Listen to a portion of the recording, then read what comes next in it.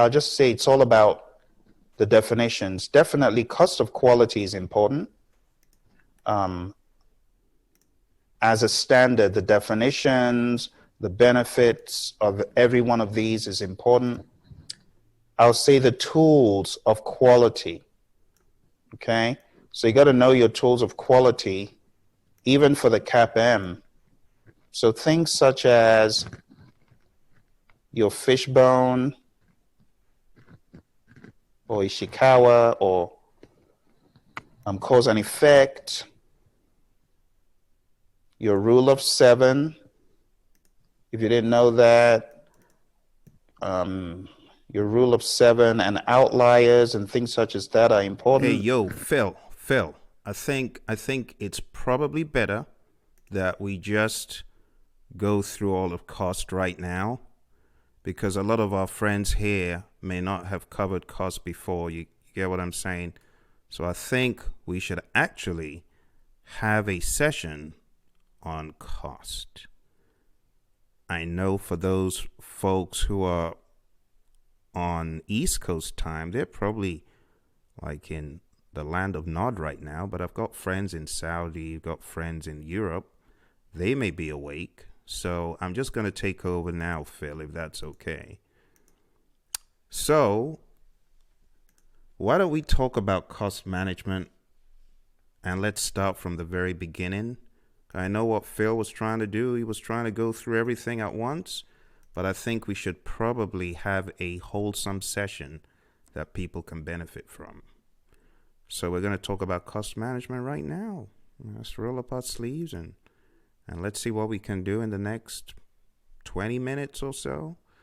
I'll try my best to cover the entire cost chapter for those folks who have been struggling with cost. It's a beast. It really is a beast. And it is important that cost be covered because, like I said in the chat, those of you who were chatting the questions, the answers to the questions in, probably realize that you can get EAC questions on the exam. So if you have any questions at all for me, this would be a great time to chat them in so I can answer them for you. Now, at the very beginning, we had the slow mode on because I really wanted to make sure those CAPMs understood what I was saying. But I've turned slow mode off just to make sure that people can ask as many questions as they want. So we're going to talk about cost. It's one of my favorite chapters in the PMBOK guide because I have practiced it. I practiced cost extensively while I worked at a well-known firm here in the valley called Honeywell. Some of you may know Honeywell. And I had the pleasure of working in defense and space where we used real earned value. I'm not talking about some, variation of the real thing. No, the real deal. I needed to come to work every day with all those formulas in my head. I needed to come to work every day and apply that stuff. And that's why I actually wrote a book on earned value basics. I drank the Kool-Aid. I believed in it. So when I hear people saying, oh, earned value isn't real, it's dumb, and they try to refute earned value, I just laugh at them because I've used this stuff and I've seen it. I've seen it work for management. I've seen it work for myself, So I know people think this guy's a little bit to the deep end of, cuckoo land. I've used this stuff, seriously, and I believe in it. So when I talk about it, I'm not coming at you from the perspective of someone who has put the PMBOK guide on his head and crammed a bunch of formulas. No, I'm coming at you from the perspective of someone who has used it till the cows come home. So I find cost to be a very fun chapter, and that is why I am covering it tonight for my own reasons. I think it's great. I think a lot of companies don't think about cost enough. I think they should. I think people are making a mistake when they say, oh, just tell us actual versus planned. I think they're making a mistake. I think it would be good to have at least a little bit of earned value awareness. But a lot of people don't. So anyway, So let's get started with cost management. Cost management is all about these 4 processes. Process 1, you got to plan how you're going to manage cost, which a lot of people don't do. They just find themselves flying by the seat. No, you want to plan how to manage cost. You want to have a cost management plan. Then you want to estimate cost. You want to estimate the cost for every one of those items, those line items. And some people say, Phil, I cannot do that. I need to estimate at a higher level. That's fine. You could estimate at a work package level. And then we go into determine budget, and you roll up all the cost into a final total amount. And then we have control cost. We streamline cost changes. We prevent cost overruns. And this is where earned value lives. So here is a very quick question for you. Where do the following outputs come from in cost management? Cost management plan. Is it A, B, C, or D? Answers to this question, and I'll take myself out of the shot because I know I'm blocking some of what you're supposed to be seeing. I apologize. I got so carried away with the question. So let's put my mugshot somewhere else on the screen, please. Let's take him out of the question. So, cost management plan, the answer is it comes from plan cost management. This is the 101 of cost. Okay. Here is your next question. Where does the cost baseline come from? If I don't get answers and I hear crickets, I will move on. The cost baseline is an output of what? The answer is determine budget. See? So at CAPM level, I expect you to be all over this thing. At PMP level, you should be regurgitating this stuff in your sleep. Okay? All right, let's move on. Next, we have cost estimates. Where do cost estimates come from? Cost estimates come from estimate cost. Okay? Another one, basis of estimates. Where do basis of estimates come from? Again, it has the word estimates, so it comes from estimate cost. Good. And we've got a couple here. We've got project funding requirements. That comes from determine budget. It's the project funding requirements not only for the project in total, but also periodically. Number 6, cost forecast. Where does that come from? Any idea? It comes from control cost. Okay? Control cost is where you get cost forecasts. And last but not least, we have another set for you. Where are the following tools and techniques used in cost management? Does anyone know this? Chat into me now. Come on. I'm not going to bite anyone. I'm not going to bite anyone. Where does this get used? So if you don't really understand what I'm doing, I'm trying to ask you, where do we use earned value analysis? Do we use it in plan cost management? Do we use it in estimate cost? Do we use it in determine budget? Do we use it in control costs? Where are you in your prep? I'm curious to know, I'm curious to know if what I'm sharing here is like so far out that some people are like, got no idea about that, Phil. I'm just starting the journey. I don't want to scare nobody. But I'm wondering if you know that earned value is used in just one process here as a tool and technique. And I like to correct what some people think. Some people think you use earned value in planning. No, you are not using earned value when you are planning. Planning, you are determining a budget and you're setting the cost baseline, but you are doing nothing with any of the earned value metrics. Did it ever occur to you that that was the case? Because in earned value, you gotta be doing. Otherwise, you ain't got no value. So to have value, you need to be executing the project, working, getting stuff done. Okay, and you need to be monitoring and controlling. That's what earned value is all about. It's about doing and checking. So if you're still in planning, You're not even in estimate activity, well, EAC, the estimate at completion. Some people think, oh, EAC is something I get in the beginning. No, in the beginning, you get the budget, right? You get the project budget, but you don't get any estimates because in the world of earned value, you have to be further along in your project doing. And based on the current conditions on the project, you can now say, there's my estimate. Based on what is happening now, I am estimating that at completion, that's going to be how much I would have spent. All right, so I'm sure with that, you probably know what the answer to this one is. The answer to this one is where it gets used is it gets used in control cost. All right, control cost. So my friends, why don't we take a look at control cost in particular, because that is the trouble zone for a lot of people. A lot of people have trouble with control cost. They cannot stand it. I don't blame them.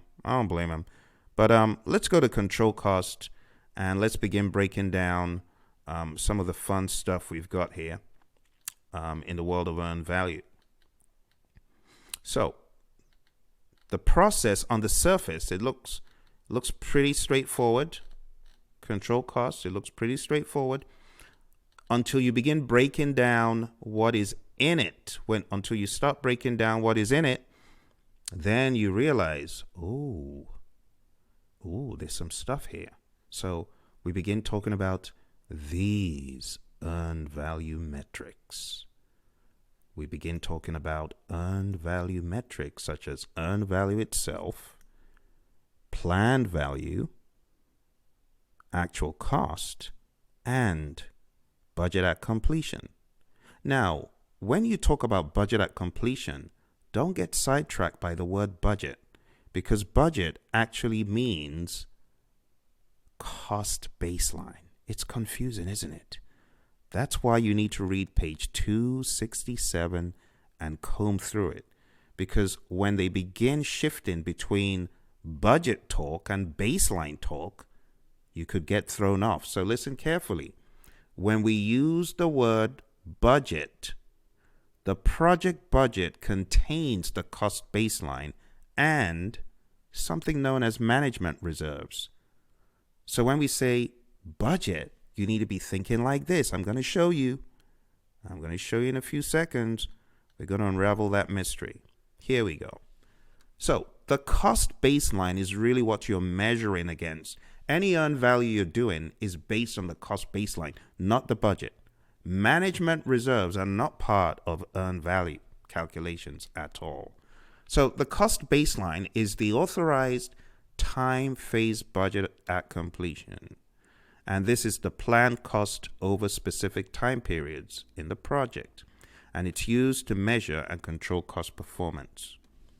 Let me get myself out of the way. This is becoming embarrassing. I'm sorry. I didn't mean to put my big head in the way. Let's get him out of there. Get him out of there. Okay. I didn't mean to. Okay.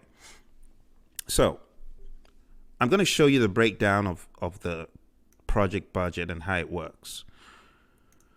So the project budget, like I said, consists of management reserves and the cost baseline. Okay? That's established.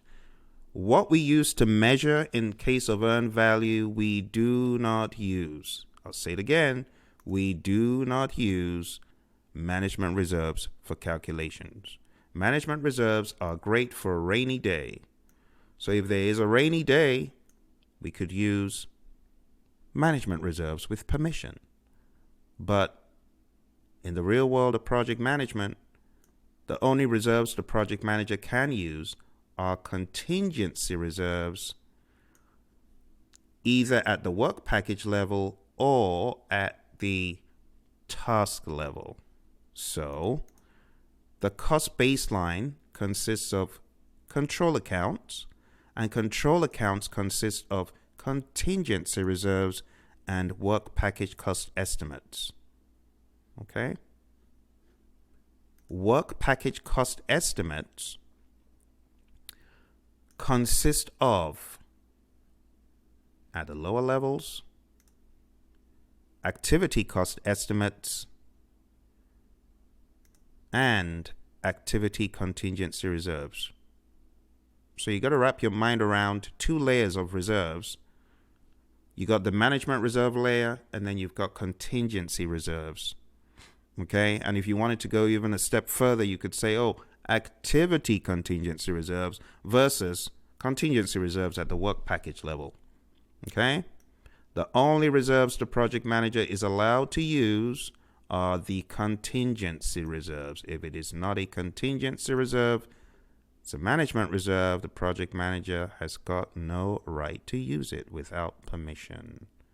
Contingency reserves are used for foreseen, of course, events, which we will say are really unforeseen in some circumstances. So when I say foreseen, you're seeing that, oh, this could happen. You're not 100% sure it will happen.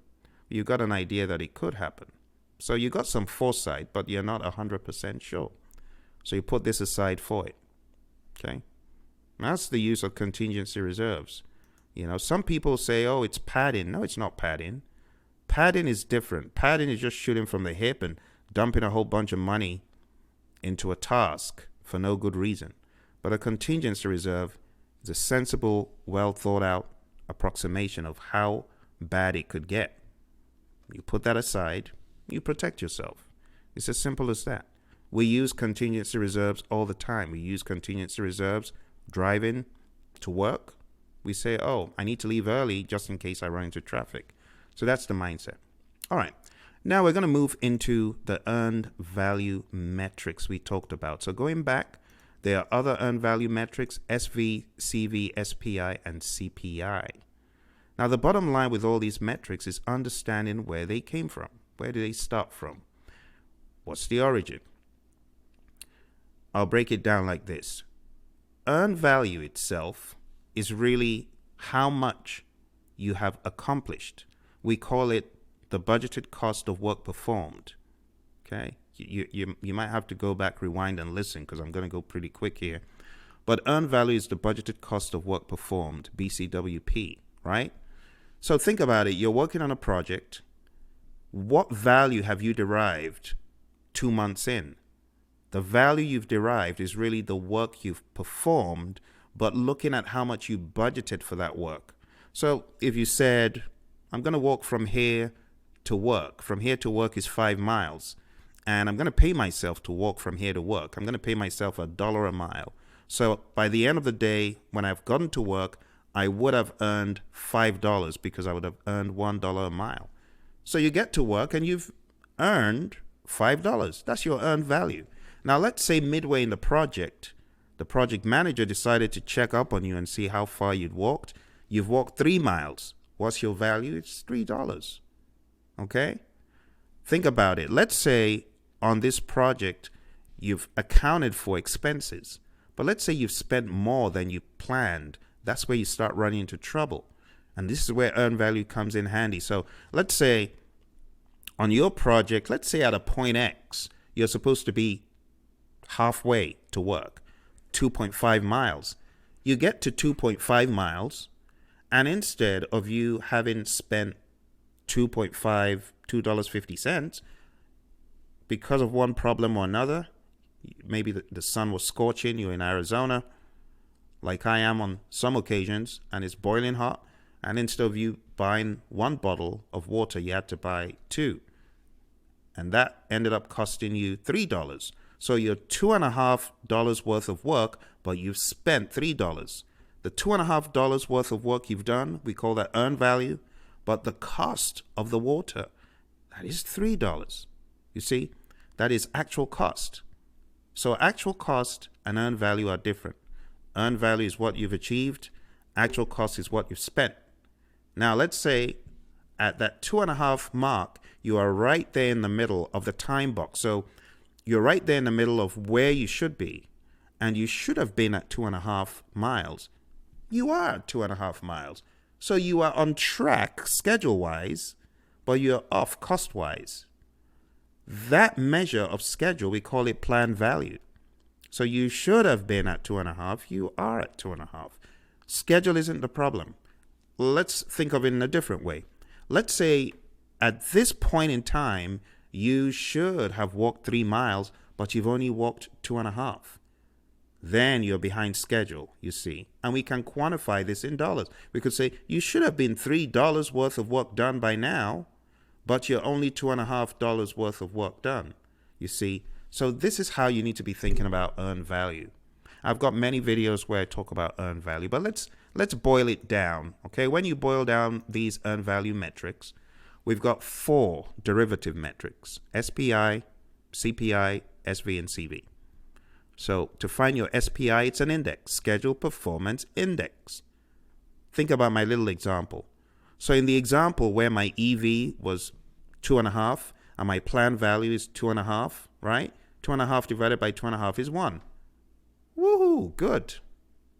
So if your earned value is equal to 1, if your SPI is equal to 1, it means you're on target, which means EV equals PV. For you to have a 1 as SPI, it means the top and the bottom are equal. But what happens if you have a greater than 1 value? It means you're ahead. If you have a less than 1 value for SPI, you're behind. In the same vein, this one we call Cost Performance Index. CPI greater than 1, it means you're under budget. Everyone wants to be under budget. Less than 1, it means you're over budget. Equal to 1 means you are on target. See? So I hope what I'm saying here is making sense. I hope it's making sense for you. If you have any questions, I will be checking the chat box every now and again and answering. I got a question from Brownhood CB. And it is, can I view this YouTube session again? How to get CAPM certified, 2.5 hour PMBOK basics dump. Oh yeah, no, so this session is actually live. So I don't know when it's going to end. It might end tomorrow morning. But I hope to leave it up. I hope to. If it goes on for too long, then YouTube is going to cut it off. But I'm going to try to round this up so I understand. This piece, though, I will put this piece out for you, Brownhood CB. I'll put this out for you in the next 5 hours. So when it is 5 a.m. Eastern Standard Time, you should see this on YouTube. Just this section on earned value stuff. The stuff on the CAPM, because I'm guessing you were there for the most time because we're having this back and forth in chat. So I'm guessing you got all the CAPM stuff. I have other CAPM videos, but this cost video, I'll leave this one up. Okay? But if there are any questions I can answer before you hop off, do let me know. Have you got any questions? Yeah, this will be saved. I will make sure you can get this one. But the entire CAPM video will not be.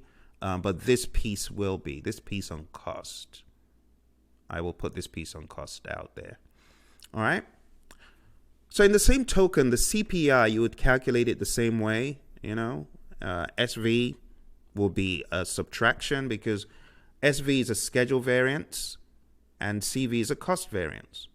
So let me make it a little bit more pragmatic here. And I will just open up a blank page. Let's open up a blank page here. Let's do this right here.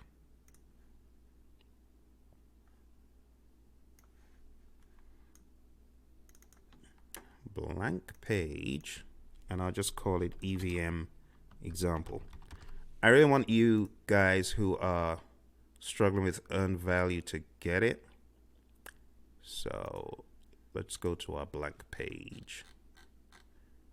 There's a blank page. And let's talk about my example. So let's say the earned value, my example of walking to the office. My earned value is 2.5. And we can put that in dollars. I would say some firms, they don't do earned value and stuff in dollars. They actually do it in resource hours, just so you know. So it's a very flexible approach. So this was the example I was drawing up, and I said Let's say plan value was normal, should be 2.5. So this means you are right where you should be. This is actually good. So we could find your SPI, your CPI, your CV, your SV. And you guys can actually just do it along, and you'd probably find that this is very, very basic. So for the schedule, it's going to be the earned value, the earned value divided by the planned value. Earned value always comes first in the formulas. Okay, I say EV is king. So earned value always comes first. Planned value, you see planned value wherever you have the S for schedule. And the way I tell my students to remember it, I say the schedule is the plan. The schedule is the plan. The plan is the schedule. So easy to remember it. So anything that is associated with SPI, you use PV for it. And of course, you know, like I said, earned value is in all of them. So in this one with CPI, instead of having PV, you have AC, actual cost. Okay? Cost performance index, hence actual cost. And last but not least, you have cost variance. You have a subtraction. And all you do from here is substitute. And you very easily find the answer. It is so easy to do these things. Once you get the hang of it, it's very easy. Now, there's some more difficult questions, but the basics, for the basic ones, very easy. So let's do EV divided by PV. That's $2.50 divided by $2.50. And of course, that's going to give you 1. See that? The same numbers, watch this, the same numbers will be used for schedule variance, but instead, you're going to have a subtraction. And for this, I cannot get away without putting the dollar sign because this is going to be in dollars. Indices are not in dollars. It's just a number, like, you know, the Bloomberg. Any index, it's a number without a currency. But the schedule variance is a variance. So we have $0 there. So you got to put your dollar signs when you're dealing with variances. Dollar signs cancel out for indices. Okay? Does that make sense? Any other questions or concerns? If you're stuck, it'll be great for you to ask a question. I want to answer your questions. There's some of my students say, "Oh, Phil, I'm sorry to disturb you." What are you? Don't be sorry. I should be sorry if you don't ask the question because I've just wasted an hour of my time without engaging with you, okay? I need to engage with you and make sure you understand this stuff. Otherwise, I'm just wasting my time. Okay, so that's why I come on here. I don't come on here just to mess around. I come on here to answer the questions. So if you're not asking me questions, I'm wasting my time. All right, it's a dialogue. So if you have any questions about earned value, I want to help you. I want to answer them for you so that you can do well on your exam. All right. So the last piece of this thing is the cost-related areas. So let's substitute those. So in cost, we're going to put $2.50 divided by 3, right? I must be doing it right because I would have gotten some chat saying, "Phil, you're off." I usually get those when I'm not paying attention. "Phil, are you half asleep?" All right, 2.5 divided by 3. So this is the part where we whip out our trusty calculator, because you do know that whether you are on your CAPM exam or you're on your PMP exam, you do need a calculator. But they are not going to let you take yours in. You got to use their calculator. And I've heard stories about calculators, to be honest. So you want to practice with all sorts of calculators. You're not going to have a scientific calculator. So bear that in mind. You're going to have a very, very basic, ordinary calculator. The calculator on your phone might even be better than the one they give you. So 2.5 divided by 3, 0.833333. So let's go back, put those numbers in. 0.83. Okay, it's an index, and because it is less than 1, it means your cost performance is poor. You are only 83% efficient cost-wise. Not good. For the variance, watch this trick. You take exactly the same numbers, and instead of a division, you make it a subtraction. What's going to happen? You're going to get a negative, but don't forget the dollar signs. This is how they trick you. You got to put the dollar sign. For cost variance on the exam, they could say, is the answer plus 50 cents, negative 50 cents? And of course, I have to put my dollar sign there. Or they could just put 0.5. And if you choose 0.5 or minus 0.5, those will be wrong, of course. You want to choose minus dollar sign 50, put 0.5. 50. Oh dear. Okay. So do you have any questions for me about this? All right. If there are no questions, we will move on to the final bit of information I have for you on earned value. Okay. You could get questions that ask you, is this good or is it bad? Good or bad? And they could give you these metrics and say good or bad. So, what do you think?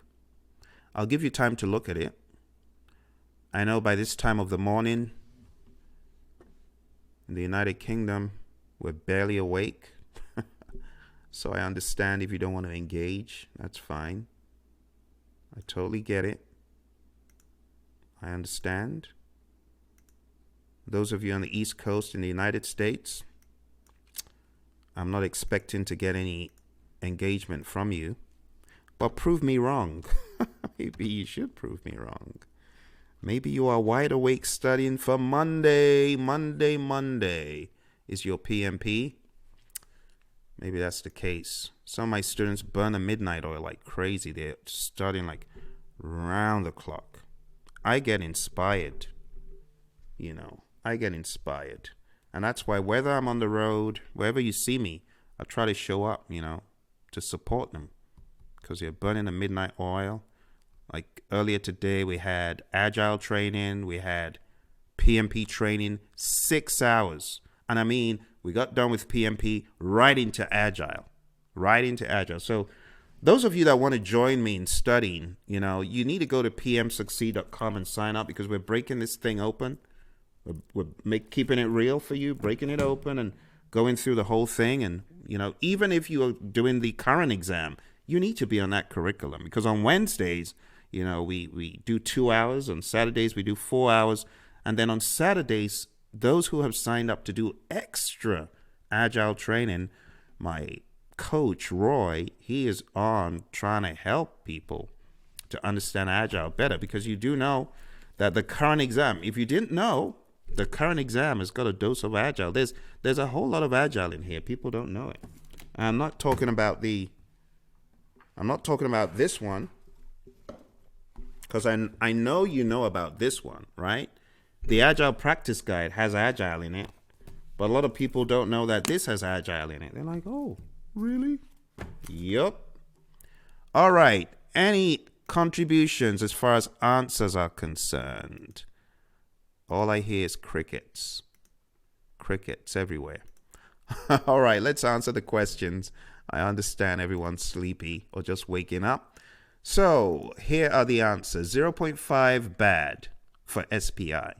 CV, $5, good. SV minus $50, bad.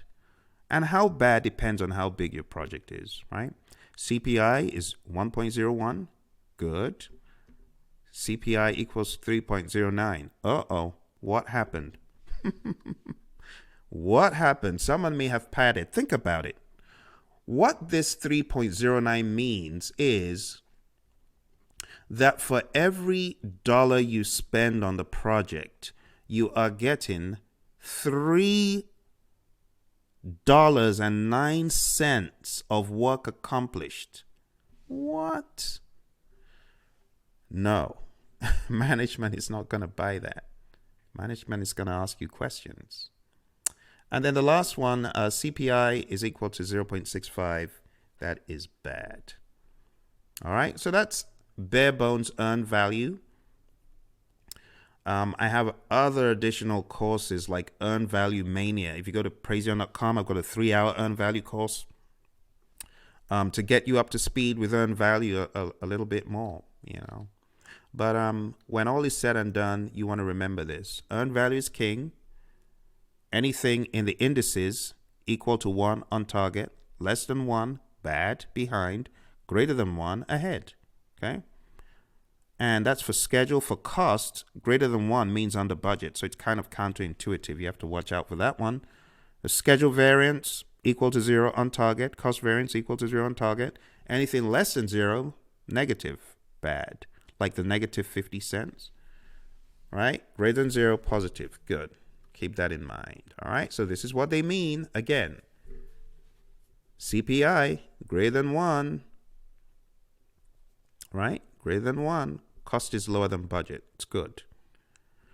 And then you need to remember for SPI, we say it's ahead of schedule if it's greater than 1. But for cost performance, you got to remember that even though it's greater than 1, it's under budget, which means it's a good thing. So there's some getting used to that. Some people miss it because they get all tangled up with under and over and all that stuff. And just remember, equal to 0, always on target for variances. Less than 0, not good. Greater than 0, good. But let's keep our eye on it. Okay? I can't tell you how many times these simple metrics have helped on real projects that I've done. Okay? One more example. Cheap one. You are the project manager on a project. At month 2, PV is $10 million. EV is $4 million. AC is $8 million. What is the CPI, SPI and CPI in this scenario? What is the SV and CV? This should be very, very accessible to you now. You should be all over it. Just remember, earned value, EV, is king. You got to remember they all start with earned value. So SPI, CPI, CV, SV, they all start with earned value. That is the first thing. And then you need to remember that if it's cost related, then it's going to have actual cost along with it. So when it comes to CV and CPI, you need to remember that the two variables are going to be EV, of course, because it's in all of them, and actual cost, AC. If it's a variance, we're going to subtract. If it's an index, we're going to divide. Okay. So I actually have a way that people can remember this. And I've done a few videos on this. I'm going to show it to you again, just so that you can solve that last one I showed you. And you won't have to keep looking formulas up. I don't want you to keep flipping the pages over. I want to help you once and for all to remember these formulas. All right? So, I'm going to move these things to the side. And I'm going to show you how to remember this stuff.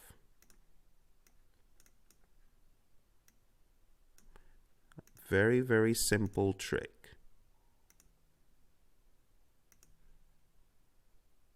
All right, it's like this.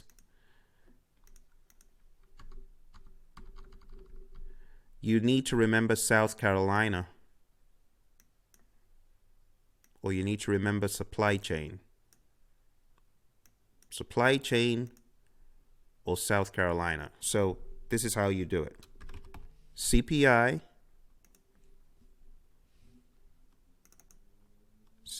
comes second. CPI, SPI, SV, CV. Some of you have seen this before, but some of you haven't. So let me just show it to you again. All right. So S, C. You see, if you remember South Carolina, that's a way of remembering, oh, one metric starts with S, the other starts with C, and another starts with S, and another starts with C. Okay? Now, they all have earned value in them. So South Carolina, South Carolina. Earned value comes in all of them. So that is so easy to remember. Earned value is king. Okay? The earned value with the crown. Earned value is king. And then if you're dealing with an index, you divide. So let's put a division sign. If you're dealing with a variance, you are going to subtract. Right? Okay? So we have half of the equation down. Okay? Whoops. I didn't mean to do that. Okay. The last piece of the puzzle is to remember if you are dealing with a schedule, the schedule is the plan. The plan is the schedule.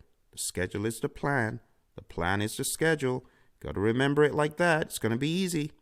So if you remember, the schedule is the plan is the schedule. The schedule is the plan value. The plan is the schedule. Easy. Okay? What else? We're dealing with actual cost when we have cost. AC. It's as simple as that. Boom. End of story. So SPI equals this, CPI equals this, SV equals this, CV equals this. One more way you can remember what comes on this end. PAPA. PAPA. Another way for my students is remember my initials. PAPA. PAPA. Okay. Another way for you to remember it across, SEP. What does that stand for? September? Or someone else's problem? Right? Or for the cost, CEA, children eat a lot. That's a way you can remember. Or children eat a little. But I know most of them eat a lot. From my experience. Okay, jokes apart, this is how you can remember this stuff, my friends. There we go. Those are your metrics. Your metrics to solve the problem. All right, let's go to the problem one more time so we can get you out of here. Go get some shut-eye. This is what my students go through. A lot of fun. Never a dull moment. Okay, so we're going to take those formulas and put them in here. And when you put them in here, you realize your SPI is 0.4, your CPI is 0.5. What does that mean? SPI 0.4 means the team is only 40% efficient. CPI 0.5, it means the team is only achieving 50 cents worth of work for each dollar spent. Okay? So again, you take these same numbers. Instead, it's going to be 4 minus 10. It's going to be 4 minus 8. 4 minus 10 is minus 6. 4 minus 8 is minus 4. So you're going to get this and this. So if we're talking about in the millions, you're going to get that. So minus 6 million means your project is $6 million behind schedule. In other words, there's $6 million worth of work that is not done at the time it should have been done. Got a problem. Minus 4 million as CV means you are over budget. Okay, so minus 6 million in SV does not mean you're over budget. It just means you're behind schedule. You're behind schedule by $6 million worth of work that you haven't done. Okay, but it doesn't mean you're over budget. And that's why those two metrics, SV and CV, they're different. They're used to track different things. Okay? All right. Well, I hope that was helpful to you. We have come to the point where we are wrapping things up. And I interrupted Phil, as those of you that were on the call saw. So I am going to round up now. If there are no questions, I will turn off the chat and I will put your friend Phil back on. I'm sure he'll be very happy to be put back on. He doesn't like it when I shut him up, but sometimes I have to. He talks too much sometimes. All right, my friends. Well, it's been a pleasure talking to you.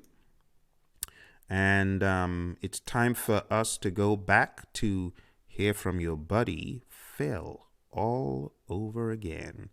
So if those of you that were on the first part, there is absolutely no reason to listen to your friend Phil. He will say the same thing. He will say the same thing this time. So there's no need for you to listen to him. But if you are just coming in, fresh to the discussion, then yes, you should listen to him. All right? So thank you very much. I will turn the chat off if there are no further questions. Questions going once, going twice. Are you serious? You got no questions? Zero. None. Nada. No questions? Come on now. What are your questions? Don't be shy. I'm not going to bite anyone. Come on. The PMI could. If I let them, they'll probably bite you. Probably bite you in the exam. So we don't want that to happen. That's why I want you to ask me the questions. Come on. Questions. Don't be shy. Okay. I am going to put your friend Phil back on. And here he comes. You who are watching after the fact, those of you who are watching live, I hope you're all doing great. Today is the day we talk about the CAPM exam. A lot of people don't regard the CAPM exam as being important or worth any consideration. I beg to differ, and that's why I took the CAPM exam twice. It was so much fun, I took it twice. I'll probably take it a third time if you let me. So I took the exam twice, once in 2011 and once in 2016. I'm not due to become or to take the CAPM exam again until 2021.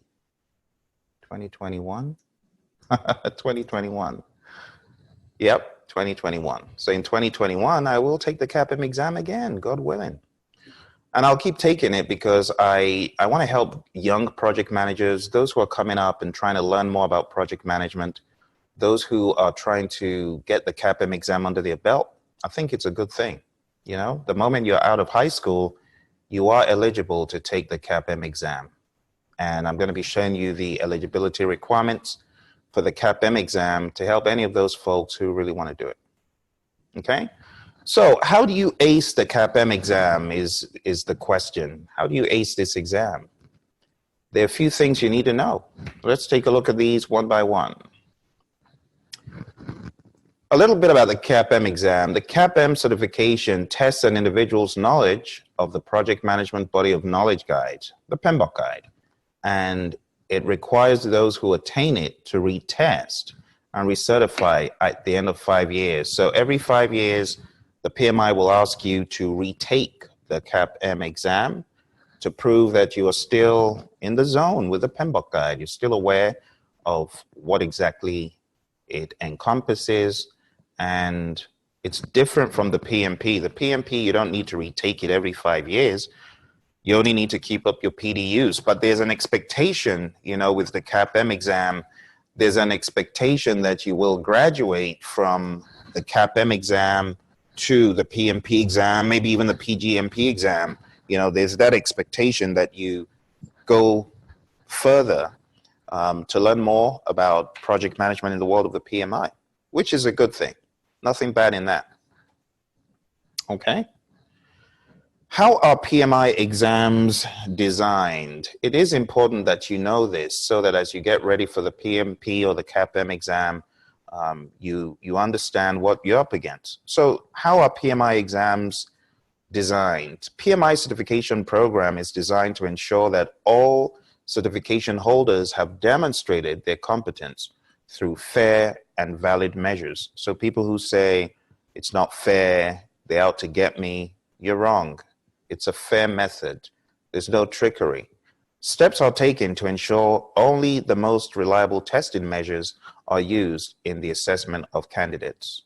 So it's proven, it's fair. I've talked about the Angoff cutoff technique and how these exams are based on the Angoff cutoff technique. For example, interviews can be influenced by how difficult the interviewer tends to be, how well the candidate is performing that day, and even how many questions the interviewer asks along the same line of questioning.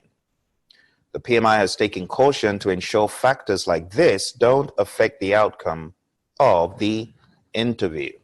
So it is a fair method that is used to assess candidates.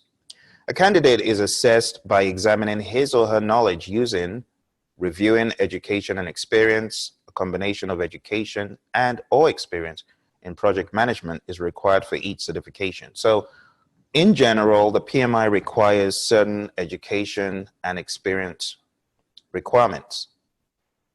Testing competence, the candidate is required to apply project management concepts and experience to potential on-the-job situations through a series of scenario-based questions, except for the CAPM, which is solely based on the individual's knowledge of the PMBOK guide.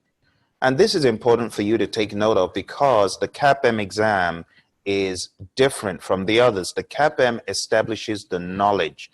It is all about the knowledge, not necessarily the application of the knowledge. So the questions on the CAPM exam are not situational in nature. They're pretty straightforward, knowledge-based questions. It's either you know the knowledge or you don't know. It's either you know the formula and you apply the formula or you don't know the formula. Then you could get the question wrong. I will say, though, that there are not that very many formula questions on the CAPM exam. Both occasions I took the exam, even though there were formula questions, there were not more than a handful, 5 at the most.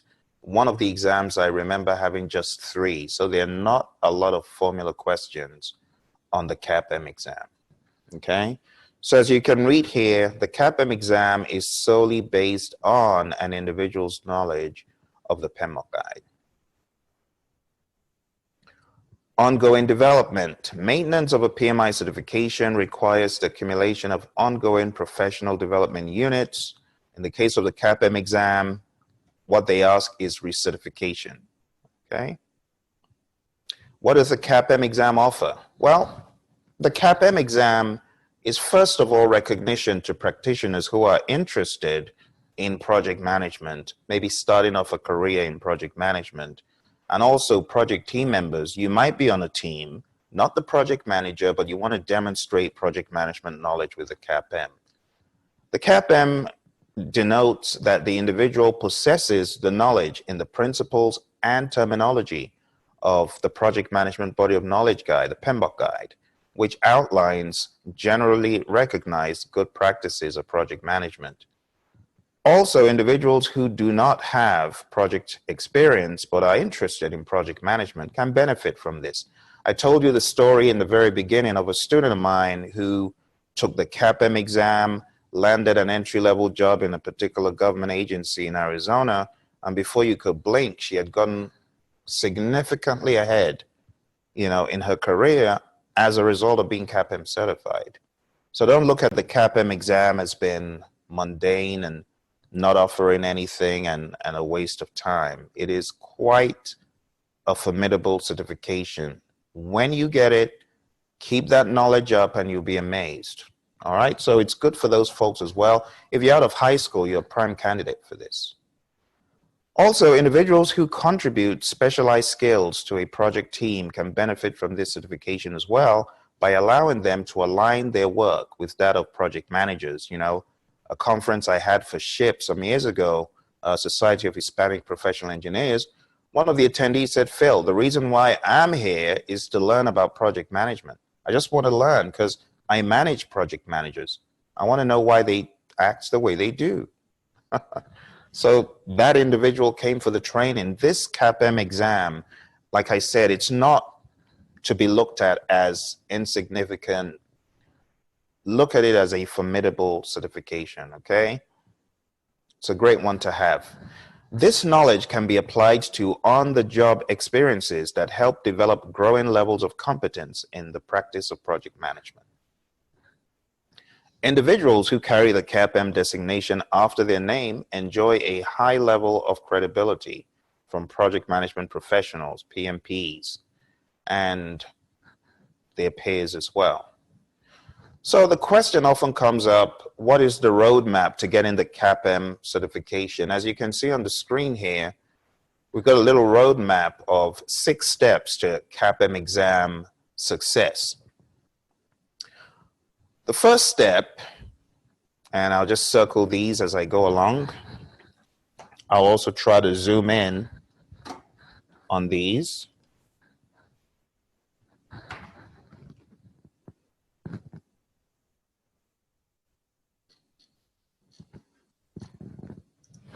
So this first step, application submission, it says you have 90 days to complete the application once you've started it. So let me circle that so you know where I am.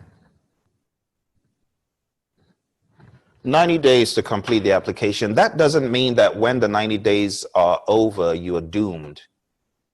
You're doomed and you have to start all over again. No. That's not what that means. What this means is really, once you start the application, it will be left open for 90 days. And if you don't finish it, it will be closed and archived, and you can start it again, but not from the beginning. You can restart it from where you stopped. Okay, so that's step 1, application submission. Step 2 is application completeness review. Takes up to 24 hours, quick turnaround. You submit online, okay, and the PMI, they'll take a look at your application, and within 24 hours, you'll know if you are good to go or not. They've really reduced the cycle time on that one, okay?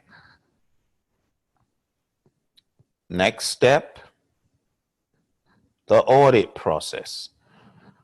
So you could be randomly selected for an audit, okay? 10%, some people say 20, but I think about 10% of folks could be audited. You have 90 days to send your audit materials if you are audited. Not everyone is audited. It's a random selection of applications. The PMI process audit materials between 5 to 7 days. The eligibility period begins upon successful completion of the audit. And what this means is the PMI, they'll audit your application. They'll approve it. The moment they approve it, you've got 1 year within which you can take the exam. Okay, so that's that one right here. Okay, the next one, this one, applicant payment process. You cannot schedule the exam until you submit payment of credential fees. So they want you to pay the fees. I'll show you how much the CAPM exam costs, okay? If you're a member, it costs different from if you're not a member of the PMI. And then last but not least, we've got the exam itself. And like I said, you've got 1 year from the time you're approved to take the exam, okay? You take the exam and you pass the exam, right? Because that's what you guys are going to do. So you pass the exam and then you just keep up your certification cycle. That's the way it works, okay? So those are the steps, very simple steps. The cool thing about the CAPM exam is you can actually take the CAPM exam in the comfort of your own home or your office, you know, wherever there's a dedicated internet connection. It is quite remarkable what the PMI have done, as far as being able to take this exam wherever you've got an internet connection and a camera that can feed to the remote proctor, So those are the steps. Honestly, if I were you and if I were a project manager that didn't have any certifications, I would definitely have jumped into this. In fact, this is probably what I would have done first before the PMP. I just didn't research enough or know enough about the CAPM exam. Great entry level and beyond entry level exam. Okay, so those are the steps. Do you have any questions for me at this point? You have any questions? I'll be very happy to take your questions right now. Any questions? You see the chat box on your right if you're looking at the screen. On the right hand side of the screen, type in your questions. That's why I'm here. I want to help someone who is not clear about how to go about the CAPM exam. Okay, no questions at this point. Good. Let's move ahead. Let's talk about the exam pricing.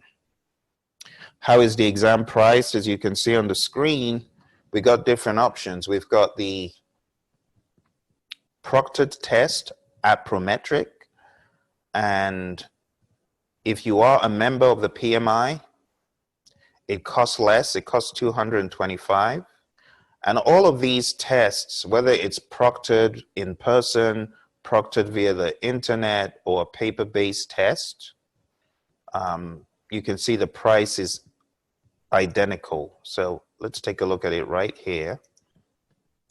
So if you take it via the online method I talked about, you doing it at home, or whether you go to the Prometric Test Center, or whether you need to take it using a paper-based approach, all of those are $225 as long as you are a member of the PMI. If you're not a member of the PMI, all of those same methods, they cost $300, okay? Now, for those folks who may fail the exam and may need to retake, if you're a member, it costs just $150. If you are not a member, then retaking the exam costs $200. So I always tell people, just become a member.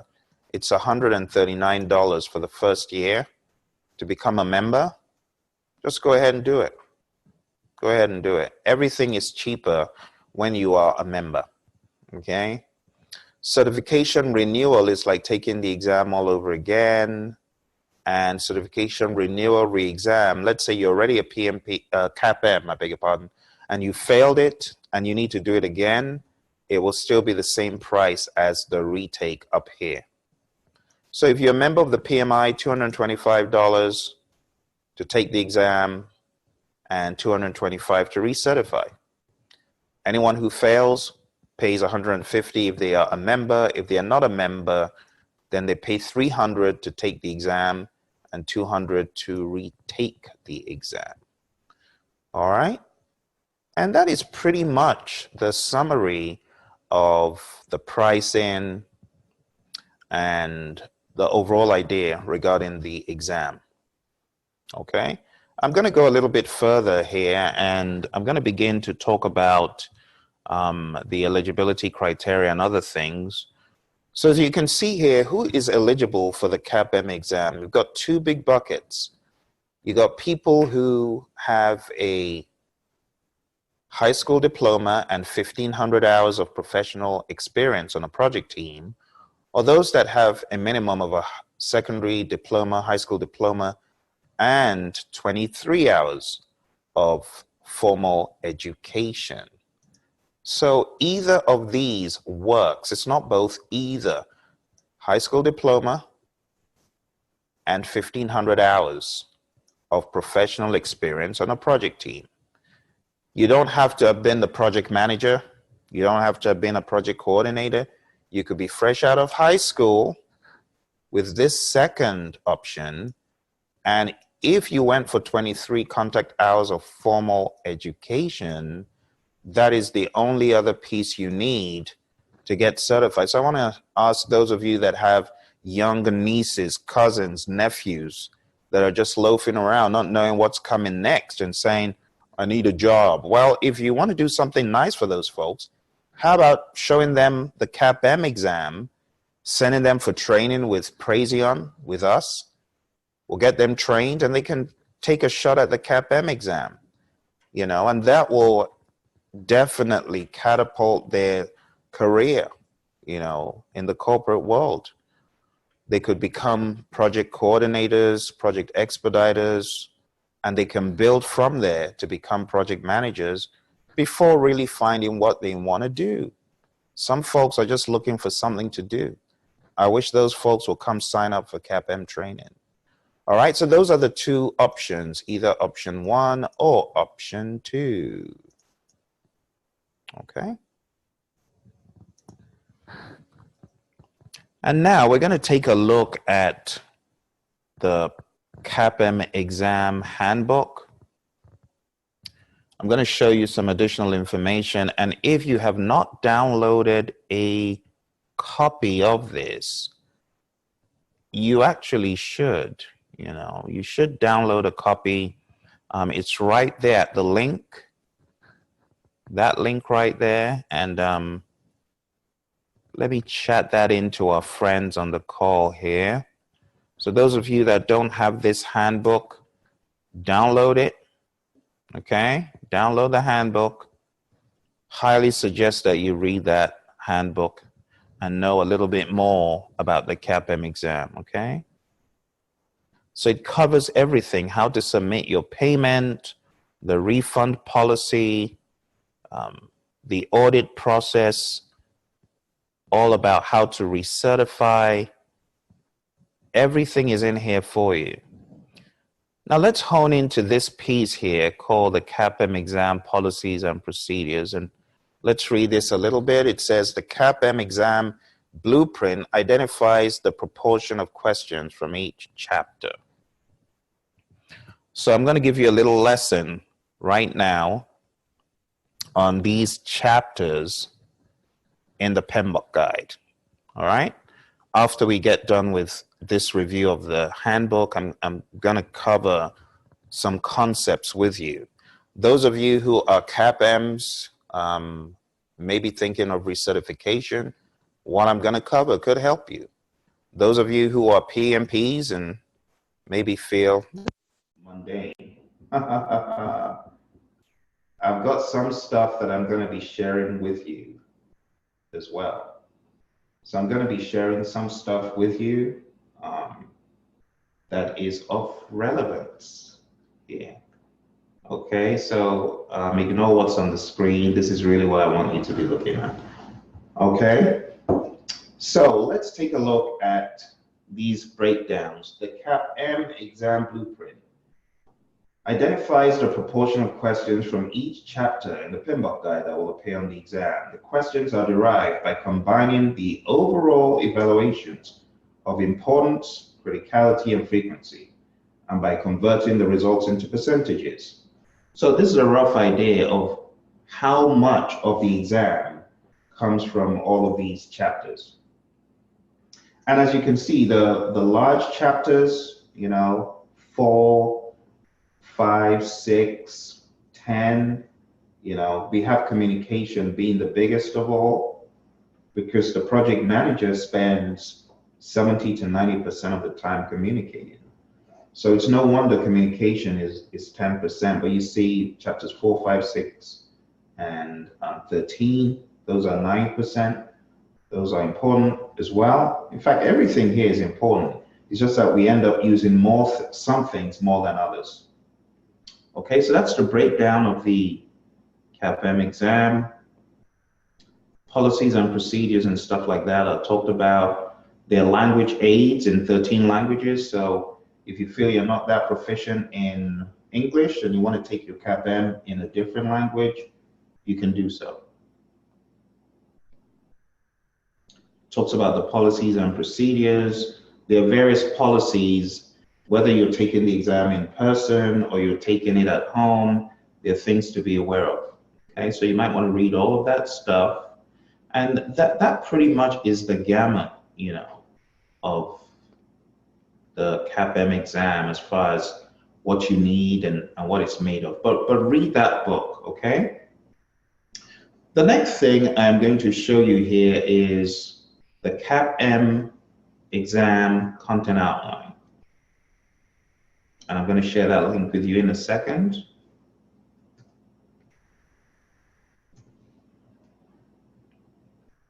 Okay. Here's the link for those of you who are watching live. If you look to the right hand of the screen, you can see the chat there. Okay. So that is the CAPM exam content outline. So let me share that with you. A lot of people, they don't consider this to be important. I beg to differ. This should actually be a key piece of your study, and it's something that you absolutely want to hone in on before you begin your journey.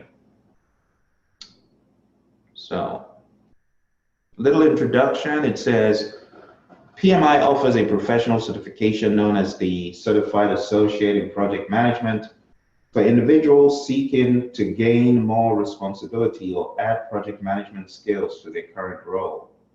The CAPM certification offers recognition to practitioners who are interested or are just starting a career in project management, as well as the project team members who wish to demonstrate their project management knowledge. This certification indicates knowledge of the principles and terminology within a guide to the project management body of knowledge, PMBOK Guide 6th edition, which outlines generally recognized best practices in project management. So it gives you a little intro into all of that, and then it goes into the main details here. So let's zero into these one by one. All right, I'm going to explain these for you. If you are thinking of taking the CAPM exam, listen up close. In fact, why don't we do this? Why don't we bring out our friendly neighborhood PMBOK guide? Why don't we do that? I'm going to bring out the PMBOK guide and we're going to take a look at that. And while we do that, I will also be changing my microphone. All right. My microphone seems to be spluttering for help, so I am going to be changing my batteries here in a second. So bear with me as I change my battery, and as soon as I've done that, we can get this show back on the road. Low battery. For those of you that don't have the PMBOK guide, I want to encourage you to become members of the PMI. Get a free copy of the PMBOK guide because it's free if you are a member of the PMI. Free for members. So you might want to do that. The PMBOK guide has 13 chapters, and each of those chapters, as you saw, has bearing on the exam. They are all important chapters. None of those chapters is optional. You got to read the whole lot. You got to read everything. So the first chapter that you're seeing there, chapter 1, it'll give you an idea of basic terminology. There's also some stuff that I would consider a little bit advanced, and that's why when people say that the PMBOK guide or the CAPM exam rather is a cakewalk, I just laugh because the PMI could give you knowledge that may be advanced in nature on the exam, as I have witnessed firsthand. All right, so I'm going to change my batteries here. Bear with me for a second, and I will be back online in a sec.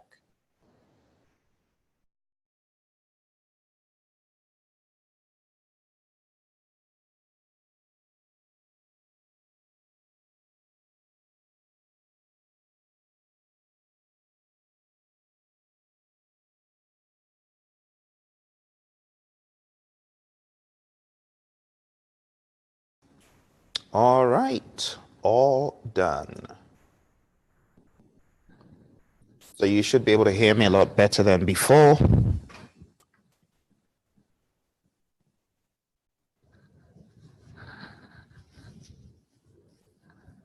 And let's start talking about these points one by one. All right, so it says Introduction to Project Management, 6%. Let's zoom into this. So what do they mean by understand the 5 project management process groups and the processes within each group? So what I'm going to do for those of you who are here now, I am going to be covering all of these things being spoken about in this outline. I'm going to do it in a detailed fashion. I'm not going to try and rush you off. So like I disclosed in the beginning, this could end up taking us 2 hours in total. All right. So not to worry if you're not able to catch the whole thing here and you really mean business with the CAPM, just dial back into the channel later on and you'll be able to catch this somewhere playing as a replay. All right. But let's take a look at this in some more detail. Understand the 5 project management process groups and the processes within each group. So I'm going to talk about this very, very quick, and that will give you a base on which everything else comes. So let me share my whiteboard with you.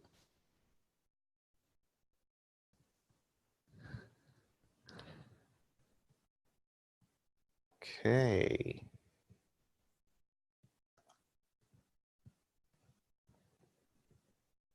So I'm hoping you can see the whiteboard now, or not. You can't? Okay, let me do that again. There we go. See the whiteboard now? Okay. So we're going to talk about the 5 project management process groups. I know some of you may be very advanced in this stuff and you're like, oh, this is so easy. Trust me, there are a lot of people that need this. A lot of people don't know their right from their left. They need help to better understand these process groups. All right. So that's why I'm going to take time to do that for someone who needs some help. You never know. You might benefit as well. Okay. So we're going to talk about the 5 process groups. So in project management, we could break down what exactly the project manager does into groups of things. For example, take the role of a teacher. A teacher will teach, a teacher will mark papers, a teacher may give advice to a student. We have things the project managers do as well, but we could put them into groups. So one of the first things the project manager does is to offer advice, some sort of solicitation, some sort of assistance, if you will, to management in a company. If management wants to authorize a project, they might ask the project manager to step in and help. And after the project manager has stepped in to help by doing a feasibility study, if the project is found to be a viable project, a sensible project for the strategic objectives of the firm, then the project is authorized. But part of authorizing the project is creating something called a project charter. And the project charter is really a document. It's really a document. The summary of the project charter is this project is authorized. And you've got a signature of someone called the project sponsor on that document. It's called a project charter. That is really the first thing in the boundaries of the project that the project manager does. You see, it's a document. It's a simple document. It's a document, just like that. Now, on some projects, this could be a large document, depending on the size of the project. In some organizations, it could be a very small one-pager, maybe even a half-pager. So just be aware that you've got different sizes of the project charter. Okay? Now, this endeavor, creating the project charter, which authorizes the project, is just one step out of 49 steps. You see, this step of developing the charter, we're going to put it into a group, one of the 5 groups, because we got 5 groups, group 1, group 2, group 3, group 4, and group 5. And this first group of things that I'm going to be showing you, we call this first group the initiating process group. See? So we call this initiating. So we call this first group out of 5 the initiating process group, and the first thing we do is develop the project charter. Okay?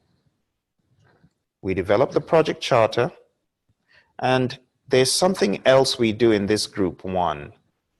The second thing we do in group 1 is we identify our stakeholders.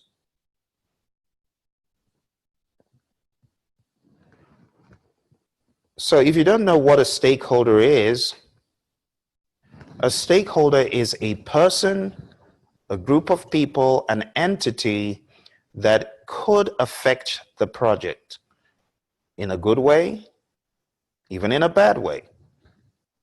A stakeholder could also be affected by the project's outcome.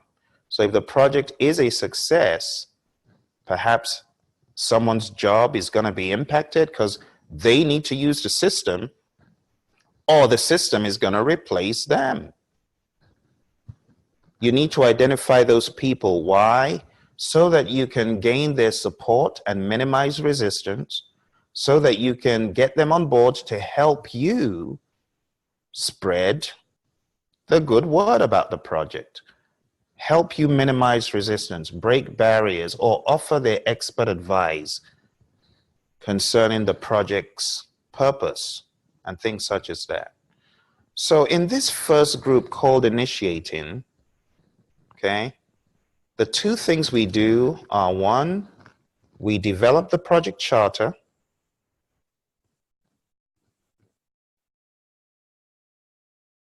Okay, and the second thing we do is we identify stakeholders.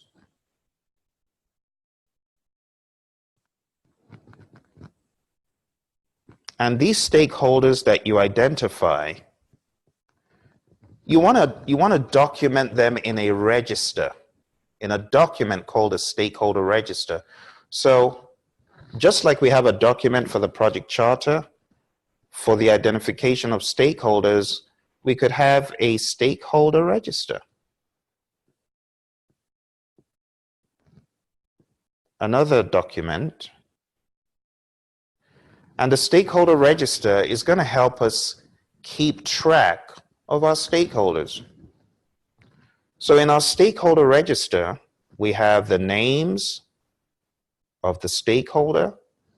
We could have their title. We could have their role. We could have their position in the firm. And then we go a step further to do some covert discoveries of their level of power, their level of interest in the project. Are they very powerful and influential, or are they not? Are they interested in the project, or are they not? Are they positive in their attitude? In other words, do they want our project to succeed? Good attitude. Do they want our project to fail? Negative attitude. So we can have a positive attitude stakeholder, negative attitude stakeholder. We could have deadpan right there in the middle, neutral stakeholder. So you also want to classify their stakeholders: positive, negative, neutral. So in terms of negative, we'll say they are a supporter. In terms of negative, we'll say they are a resistor. And in terms of being in the middle, we'll say they're neutral. And other information could be documented here, like the phase they are most interested in, phase of greatest interest. You could also document this stuff. See? Phase of greatest interest. So there's a lot of stuff that goes into this stakeholder register. And in the same token, a lot of stuff could go into your project charter as well. But these two are being bucketized as initiating. Okay? So what we read on that page said, know all the 5 process groups and the processes in them. We're just finishing 1 process group. There are 5 of the process groups. And there's a lot of stuff in each one. But I just wanted to give you a taste of this. And we're not even done yet.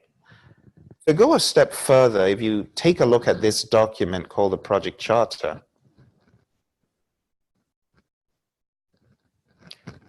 when I said there could be a lot of stuff in it, I really meant it. You could have a high-level breakdown of the scope, of the milestones,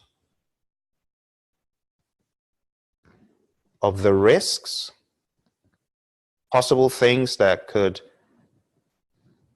make the project go off track. We could also have high-level requirements in some way talked about here. We also have, not at a high level, but we also have the success criteria talked about here. How do we know the project is a success? So we can get into some, even though they're high level, lots of itemizations in the project charter. So as you're getting ready for your CAPM exam, my advice to you is to know what is in the charter. Okay? Know what is in it. Know what's in it really well. Okay? And in order to create this charter, in order to create, as the PMI says, in order to develop the project charter, there's lots of things that you need as possible inputs. Let me just introduce you to the idea of inputs and outputs. So the process called Develop Project Charter, I'll just call it DPC. The process called Develop Project Charter, it uses inputs. These inputs you need to know for your CAPM exam. It also has outputs. What do you get out of a process? We call that output. So Develop Project Charter gives you a project charter as an output. The tools and techniques are also important. And these are covered in our course to prepare people for the CAPM exam. But this is far outside the scope of what we can do today. But I want you to begin thinking, for every process you have in project management, you have a set of inputs, you have a set of tools and techniques to run the process, and you have outputs like the project charter. And that's just one of the outputs from this DPC, Develop Project Charter. There's a second output called the assumption log. And the assumption log is a log of assumptions and constraints. So this gets detailed. And then going to our identify stakeholders process, like I said, the stakeholder register contains a lot of information. So if you are really thinking of getting certified, I don't want you to struggle trying to do this alone, trying to read the PMBOK guide and make sense of it alone.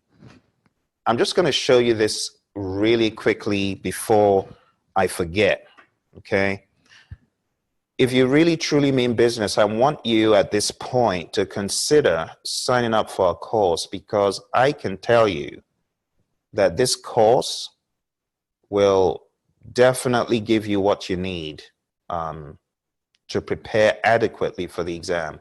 I don't want you to go anywhere else, okay? Don't go sign up anywhere else. Sign up for our course.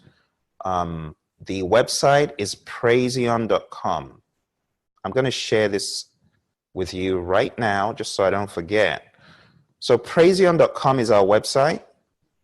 If you go to the website, the very first item there, it says PMP Exam Prep Camp. But don't let that deceive you. You know, a lot of the information in this course is right smack dab in line with the CAPM. At the end of the course, we have a different exam, and we have some other different quizzes for the PMPs. But if you want to take the CAPM exam, I want to suggest you sign up for this. It's a 35-hour course, so you are going to get more hours than you need, which is not bad, because you can always take the PMP exam later on, you know, so it's good to have those hours.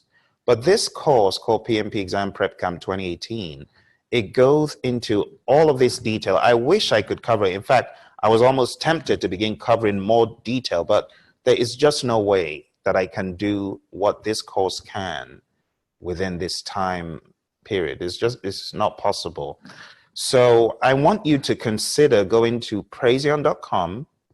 If you want to take the CAPM exam, sign up for this course.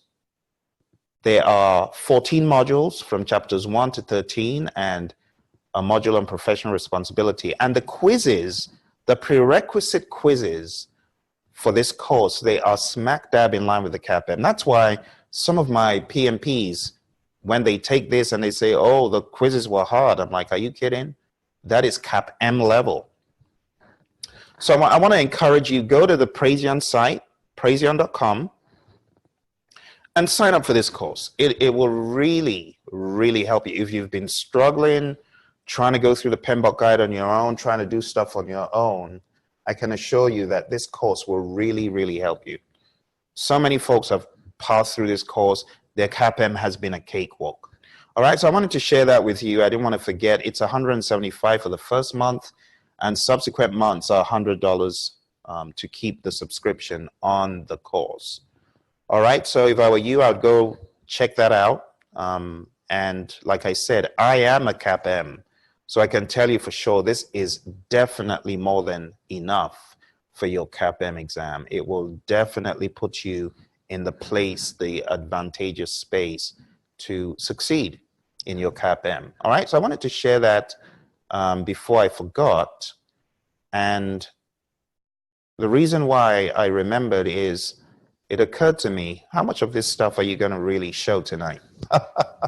There's only so much that one can cover.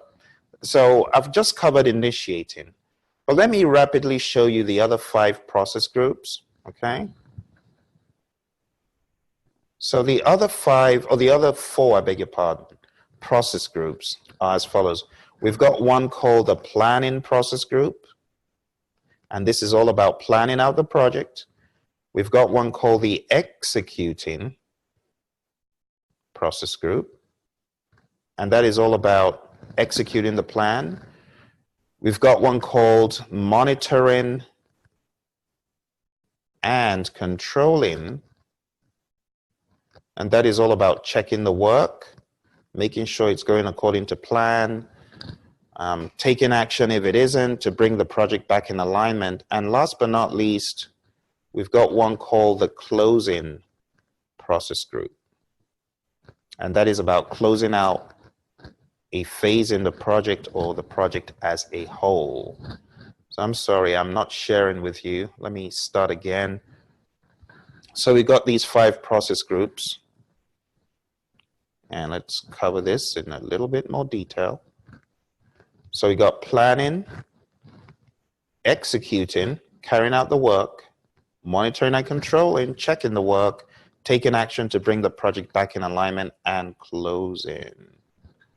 All right, those are the 5 process groups. So initiating is 1, planning is 2, executing 3, monitoring and controlling 4, closing 5. Let me write initiating again. Okay, so I barely covered 1. Barely covered 1. See that?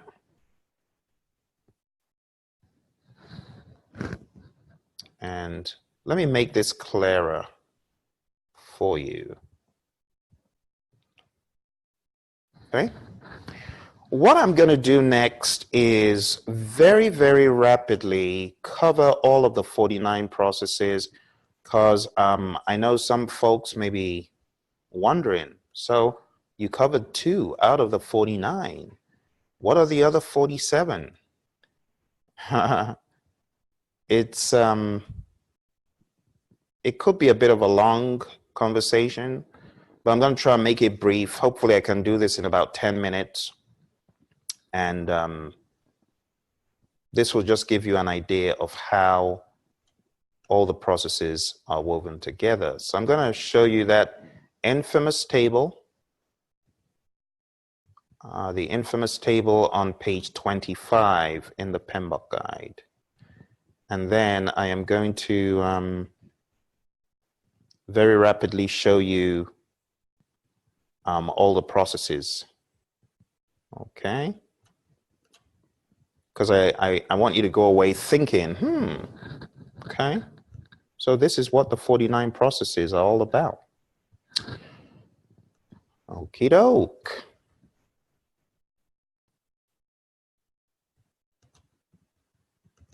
Okay, so this is it's going to be a very, very quick one, very, very rapid. I'm not going to spend that much time on it. But let me just start by saying page 25 in the PMBOK guide is the page you want to look at. It's the page you want to know. Whether you're getting ready for the PMP or the CAPM, this page, non-negotiable, okay? You need to know this page. So as you can see here, I've got a group of words on the left, a group of words at the top, and lots of stuff in the middle. These are mnemonics. For this page, this is where the process names really are. The page I showed before are my mnemonics, you know, for understanding the processes. All right. So those are your 5 process groups of project management. Let me use my spotlight here just to run through these. So you can see initiating, planning, executing, monitoring and controlling, and closing. Those are your 5 process groups. Now in project management, we have something else. We have something called knowledge areas. And these knowledge areas, we also need to be aware of these areas of knowledge for the exam. In fact, the CAPM exam is broken out into areas of knowledge as opposed to just thinking about them by process group. So the areas of knowledge are integration, scope, schedule, cost, quality, resources, communications, risk, procurement, and stakeholder management. Let me point to it again. Integration, scope, schedule, cost, quality, resources, communications, risk, procurement, and stakeholder. And all of these are the multiple processes in each area. So I'm going to try and zoom in and talk about these very quick. Develop project charter is where a project charter is developed for the project, as I showed you. Over here, identify stakeholders. This is where stakeholders are identified. We put all that documentation about the stakeholder register. This is where we put that information together. We could also analyze them using other tools, but this is pretty much where it happens. There's a process called Develop Project Management Plan. And I know that as I'm telling it to you now, it's going to sound a little bit funny, but you want to use this process as a basin to collect a bunch of other things that you can use to develop a project management plan. So Develop Project Management Plan is where you collect all sorts of outputs from other processes. They all come in here like, just think about a sink. All the water is collected somewhere and it goes into the sink, down the drain into one place. Develop Project Management Plan is collecting all of that project management, planning stuff, putting it all in one place so that it can be morphed, as you will, into a project management plan. It's just collecting a bunch of things, baselines, plans, anything that helps give you clarity as far as what the project is doing and helps you plan. It's all going to come into this process, Develop Project Management Plan, this one right here. Okay. All right. So really quickly, the next set of processes here, these are all in scope management. When I say scope, scoping out the project is like using a telescope to get a clear vision of what exactly needs to be done and understanding all of the work that needs to be done. So first of all, we're going to plan how to scope out the project. We're going to plan who do we need to involve as we think about scope. What tasks do we need to carry out to identify what needs to be done and better manage the scope? And how are we going to collect requirements? So that's this one. This is where we say, how are we going to scope out the project? This one, collect requirements, is where we elicit the requirements and work with stakeholders to uncover those requirements. Define scope is where we go into the details regarding the work to be done to deliver the requirements. For example, someone says, I want a mouse as my deliverable on this project. I want you guys to create a mouse. Okay, it's one thing to know you want a mouse, but to carry out the defined scope process, that is where we need to identify all the work that has to be done. So let's see where this mouse was made. Okay, so Dell made this mouse in China.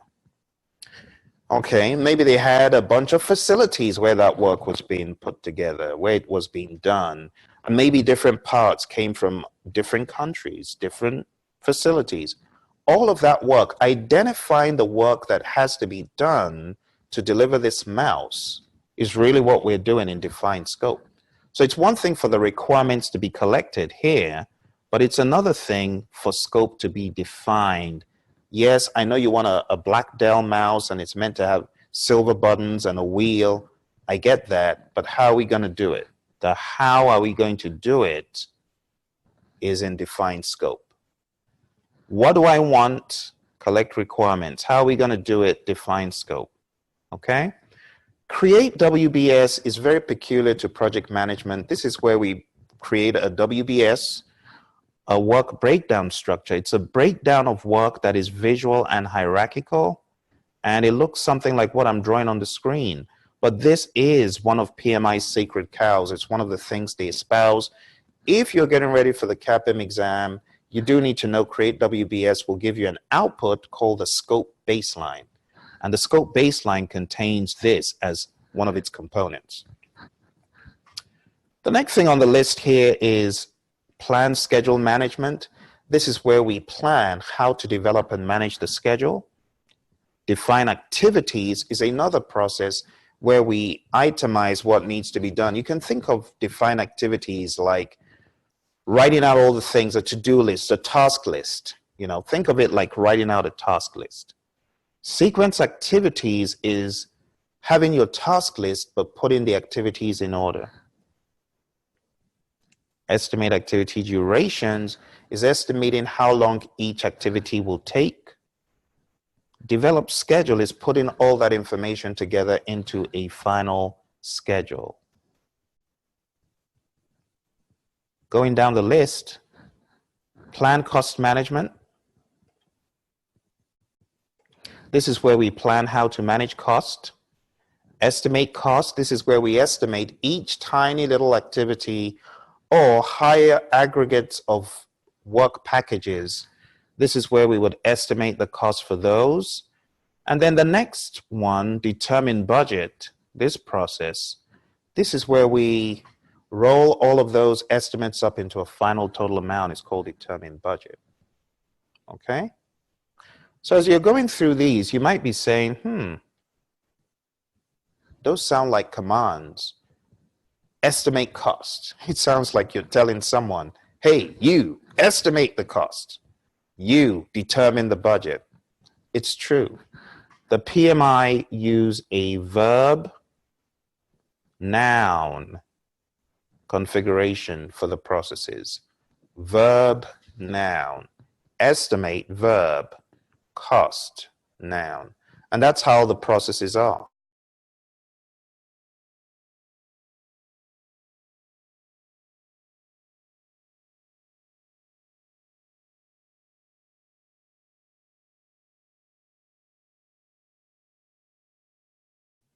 So moving a step further, let's go into our final one here in cost.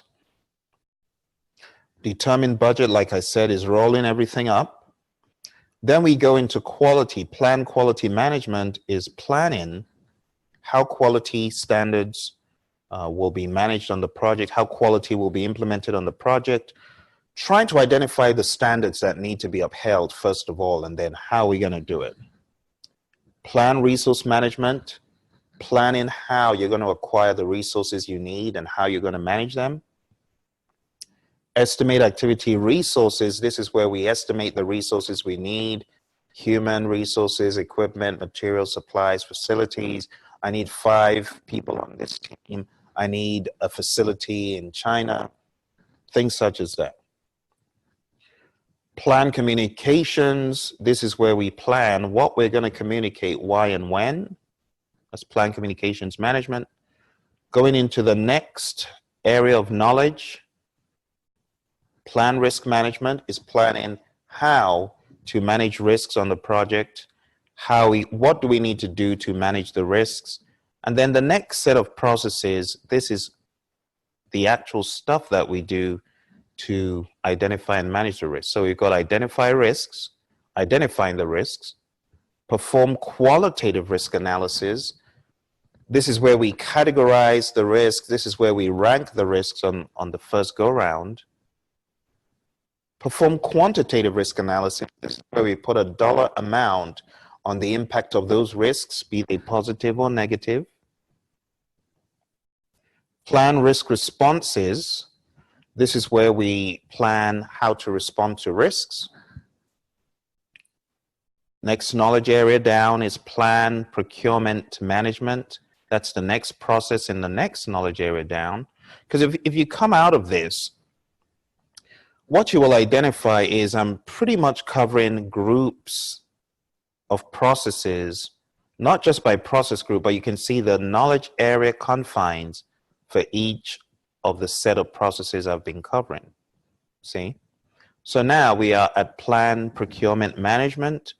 And if you look to the left, you can see this is really from procurement management. And then plan stakeholder engagement, this is from stakeholder management. Plan stakeholder engagement, plan procurement management. You know, whenever you hear plan something, it means you're planning how am I going to manage that knowledge area. So plan procurement management is planning how to manage the procurement, whatever you want to sell or whatever you want to buy, rather. Because here, this is the only knowledge area where you are the buyer. In all the others, you're the seller. This one is different. This one, you are the buyer. You are the buyer. Okay, in procurement management. This is where you put on your buyer hat. All the other ones, you wear your seller hat. Okay, and last but not least, plan stakeholder engagement. Like I said, planning how to manage the stakeholder knowledge area. Okay. All right, so that was a quick review of planning. Let's very quickly review executing. So to rapidly review executing, we've got direct and manage project work. This is where the deliverable is created. Manage project knowledge. This is where knowledge is shared, it's collected, and we create lessons learned. Manage quality. This is where we ensure our processes are followed as we have outlined them, maybe in our standard operating procedures or other documentation that may give guidance on how project processes should be followed. Next one here is acquire resources, that is acquiring the resources needed for the project. We have develop team and manage team as well. So develop team, sending your team for training, team building, building up the team.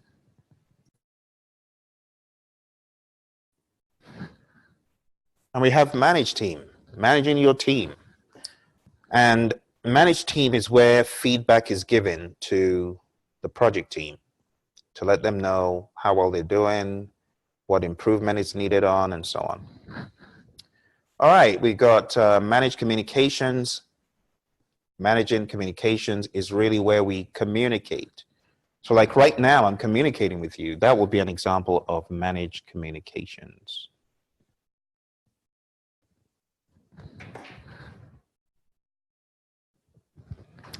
Okay, next we've got implement risk responses, and this is carrying out the risk responses that we crafted in the plan risk responses process. This is where we actually carry out those responses. Then we've got conduct procurements, that is awarding contracts to sellers or awarding a contract to a seller, depending on the nature of the project. And then we've got managed stakeholder engagement, which is ensuring that our stakeholders are engaged by actually engaging them,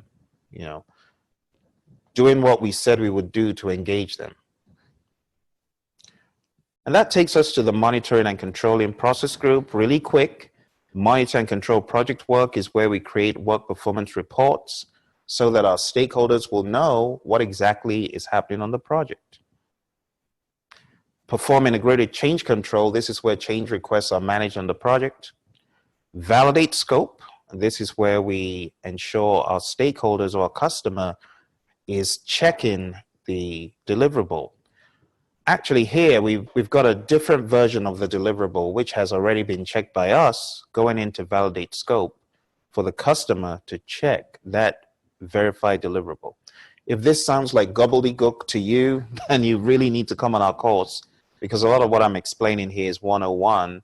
I know it might sound a little bit far out, but when you come on the course, we actually have 49 different modules where we chop each one of these into separate chunks, and they're very digestible and easy to absorb.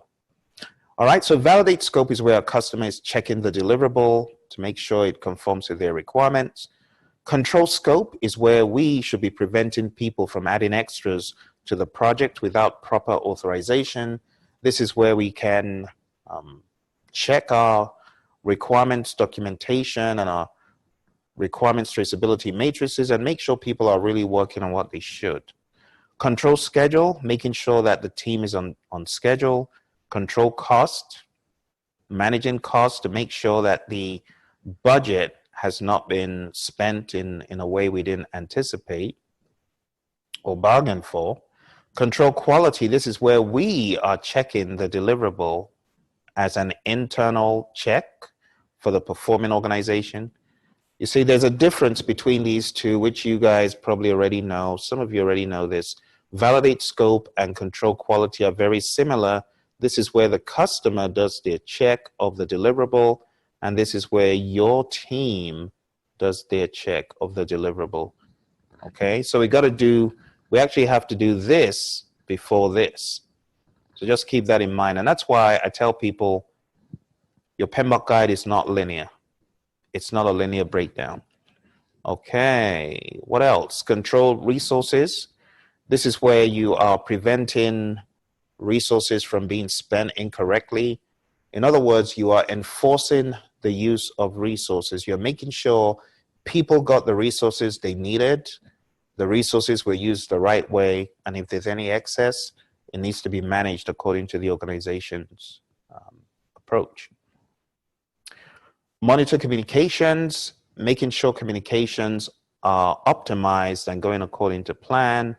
Monitor risks. This is where we are ensuring that our risks are being managed effectively. In fact, we do a risk audit to check the effectiveness of our risk management, our strategies, and so on. And in monitor risk, we also identify new risks. Control procurements. This is where we ensure that the procurement is being managed and conducted as desired. In fact, if anyone is violating the terms in the contract, be it the buyer or seller, this is where a claim could be made and where a claim would need to be managed. Monitor stakeholder engagement. This is where we do a check of our stakeholders' engagement, and we try to optimize and get it to a state where we are happy with the input our stakeholder is putting into the project. And going into our final process group, the closing process group. In the closing process group, close project or phase is the only process here, and this is where we're closing out either a phase or the project as a whole. All the paperwork is being completed, and we're making sure that we're doing what we said. Okay? And those are the 49 processes, folks. Okay? Really quickly, I'm going to show you each one and a few more concepts to remember. When trying to remember these process groups and the processes, just remember the postcode, 2, 24, 10, 12, 1. 2 in initiating, 24 in planning, 10 in executing, 12 in monitoring and controlling, 1 in closing. Knowledge area phone number, 766 436 3.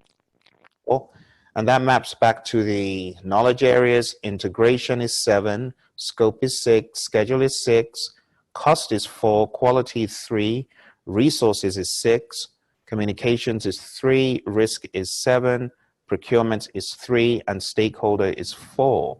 You can remember that. It will help. Recap on what we just talked about, the 5 process groups: initiating, planning, executing, monitoring and controlling, and closing. Zooming into initiating, we've got develop project charter, and that is the development of the charter, which is a document that authorizes the project. We talked about identify stakeholders, identifying those people who the project could affect or those who could be affected by the project. We could put together a power interest grid to plot their levels of power and interest and identify who do we want to monitor, manage close, keep informed, keep satisfied. You know, we've got categories for all of these stakeholders, and the power interest grid shows us how to do just that. And here's an example of it. Okay, let's go into planning. In the planning process group, first thing I told you, this is like a collection. It's like a basket of all sorts of outputs from other processes that are used to put together our project management plan. So next process is plan scope management. This is where we create 2 plans, a plan for how to manage scope and a plan for how to manage the requirements. The next process, collect requirements, is where we collect all manner of requirements, or elicit, if you will. The next process is define scope. This is where we define all that the project entails to create that deliverable. The next one is create WBS, and this is where our scope baseline is an output, and our scope baseline contains a WBS, the WBS dictionary, and the project scope statement. Next one here is plan schedule management, and this is where we plan how to develop and manage the schedule. The next one here is define activities, creating a list of things to be done on the project. Sequence activities, arranging the list of tasks in order of what needs to be done first and then next. Estimate activity durations, estimating how long each activity will take. Develop schedule, compiling all process information about the schedule into a final schedule. Plan cost management, creating a plan for how to manage cost. Estimate cost, estimating those granular work packages and activities. Determine budget, aggregating all project cost estimates. Plan quality management, creating a plan for how quality standards will be identified and managed. Plan resource management, planning how to estimate, acquire, and manage resources. Estimate activity resources, estimating the type and quantity of resources, human, equipment, materials, supplies, and facilities. Manage communications, or I beg your pardon, plan communications management. Planning what, when, why, and how of communications. Plan risk management, creating a plan for how to identify, analyze, monitor, and control project risks. And then identify risks, identifying the risks on the project. Perform qualitative risk analysis, performing a qualitative analysis of the risks. Perform quantitative risk analysis, determining how much money or resource hours will be lost if a negative risk occurs, or what the gains will be if a positive risk occurs. Plan risk responses, creating a plan for how to respond to the identified risks. Plan procurement management, creating a plan for how to manage contracts and procurements. Plan stakeholder engagement, creating a plan for how to engage stakeholders and optimally control their engagement. The word should be optimally monitor their engagement. We don't control stakeholder engagement. The PMI have changed that language, so I'm very careful not to use it. Let's move on to the next one here. The next group we looked at is executing. And this is a reminder, if you're just joining, we've already covered all of this, so this is a very rapid review. Those of you who are keen on live training, maybe you are a PMP to be, or maybe you're a CAPM to be.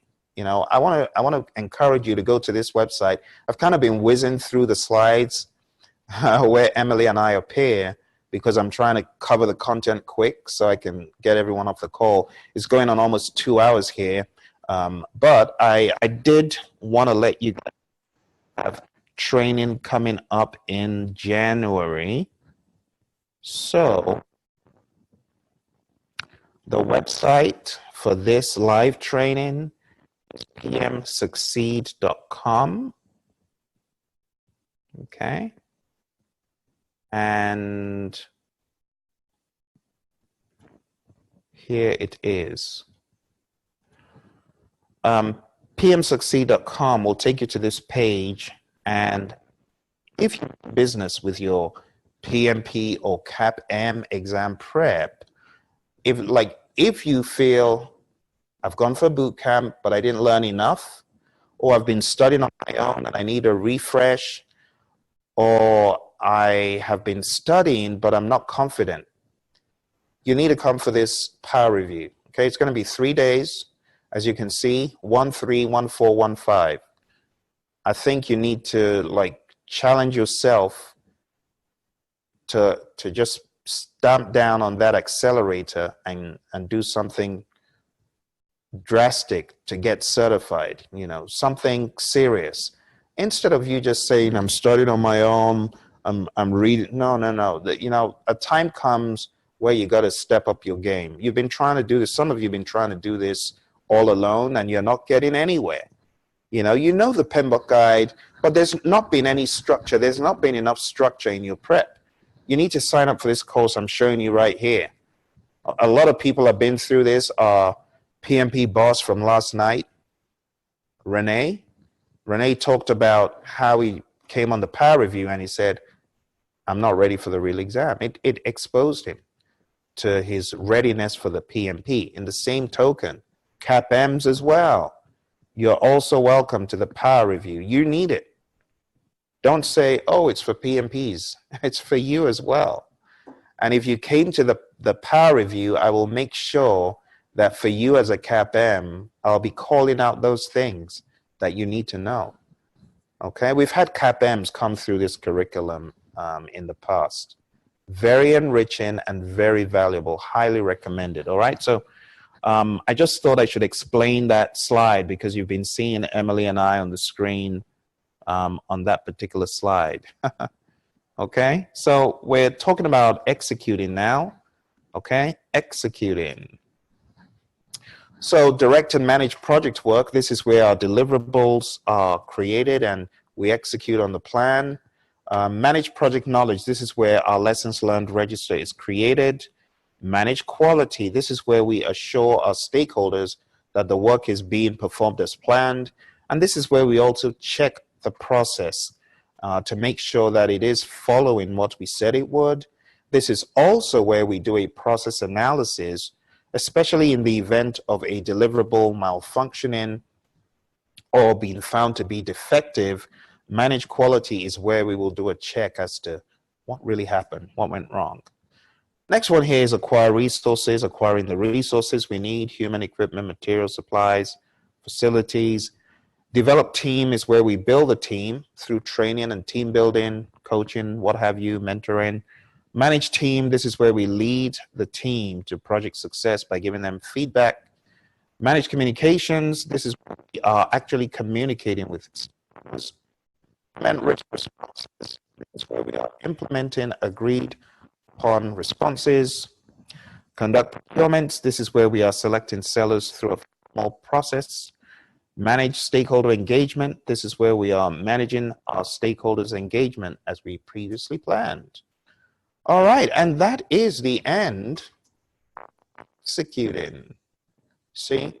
So we are just covering 1 point. Okay, I'm not going to do this for all the 14. Otherwise, we're going to be here till tomorrow. This is just 1 point. Okay. Monitoring and controlling the process is here. Monitor and control project work, where we create work performance reports. Perform integrated change control, where change requests are reviewed. Validate scope, where our key stakeholders or customer checks that verified deliverable to ensure that it conforms to their requirements. Control scope. This is where we prevent scope creep, gold plating. Control schedule. This is where we are controlling the schedule by preventing delays. Control costs, controlling costs by preventing cost overruns. Control quality, inspecting the final deliverable internally. Control resources, ensuring our resources are available to be used as planned and monitoring their usage. Monitor communications, modifying any communications aspects that are not working.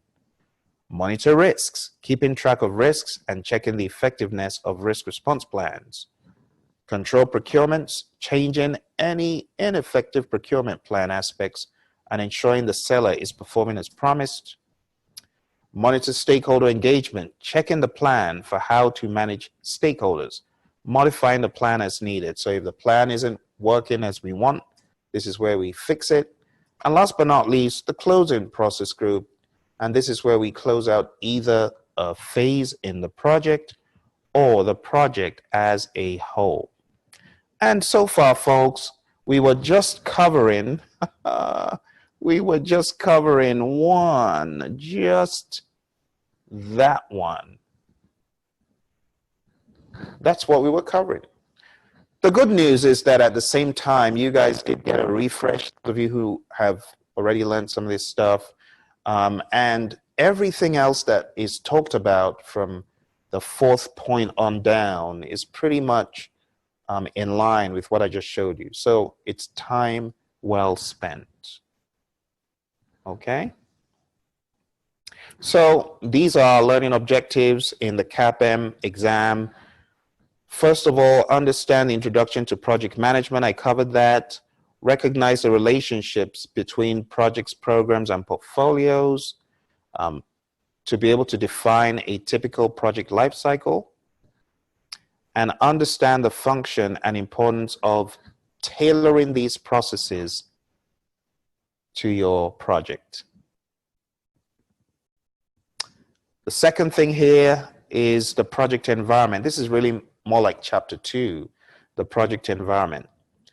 Identify the factors and assets that may impact the outcome of a project. Distinguish between organizational systems.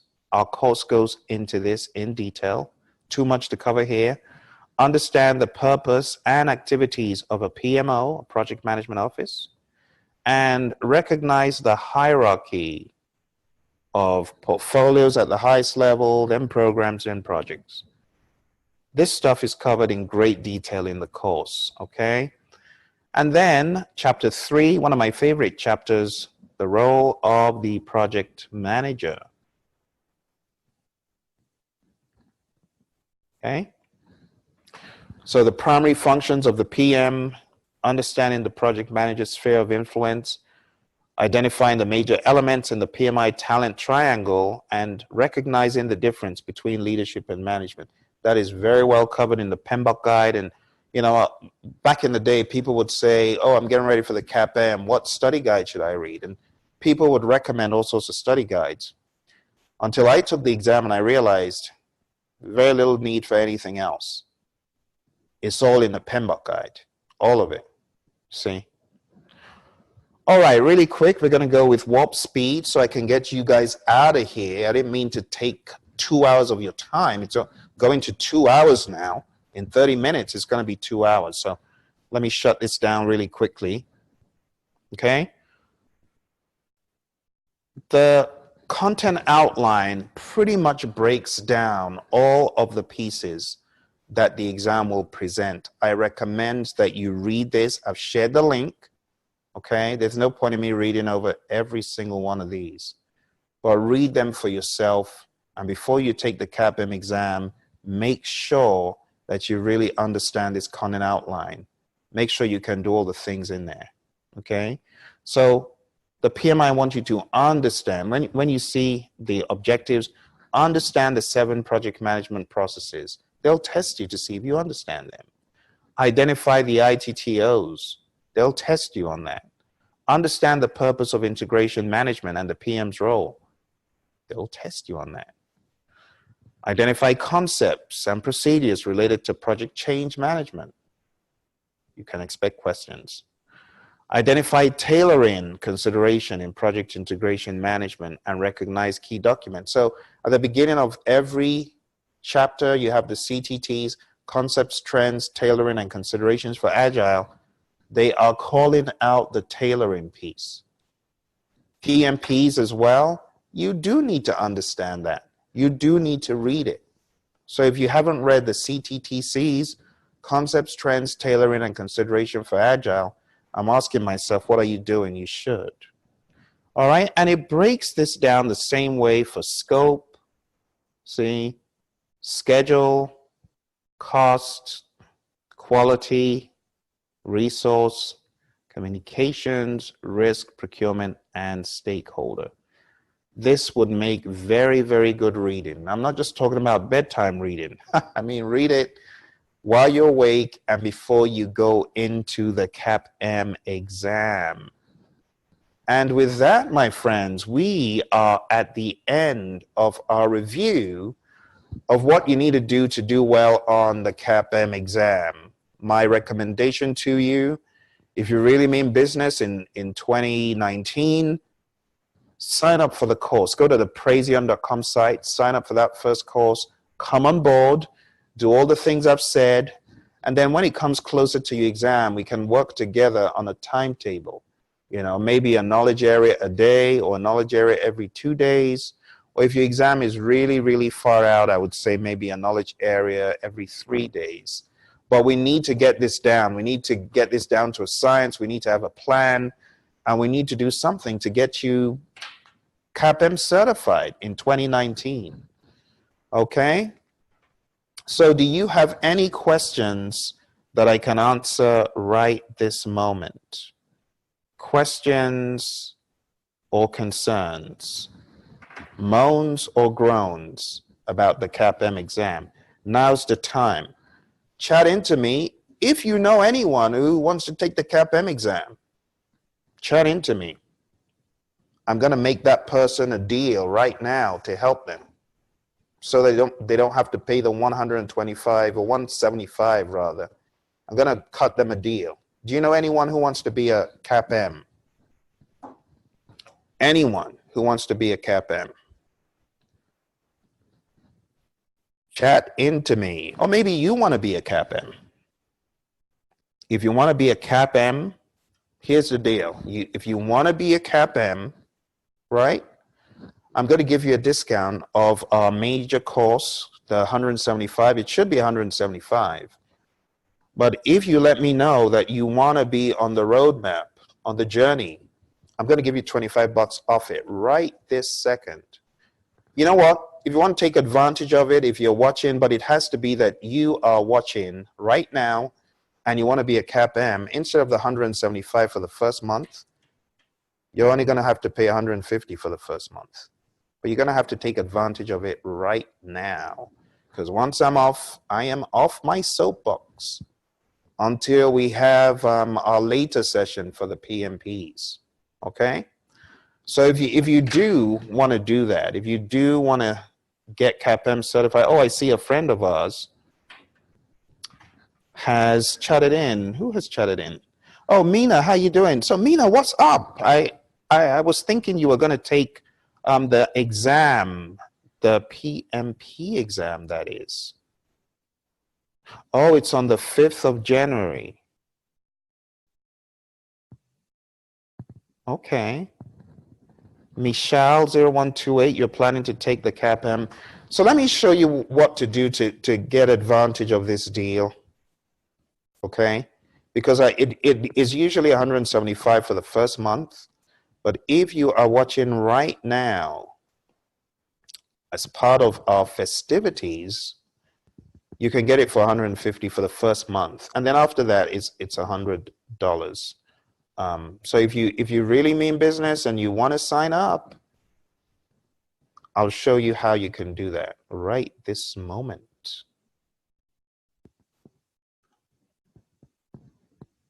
Okay? If you do, I mean, if you truly mean business to getting certified as a CAPM, I would ask myself, why aren't you taking advantage of this offer that we got going? Okay? Why aren't you taking advantage of it? You should be. You should be. The question, I'm going to tackle this question that you asked about the ITTOs. I'm going to tackle that question in a little bit. Let's get up a whiteboard here. And I'm going to show you what you need to do with the ITTOs. ITTOs.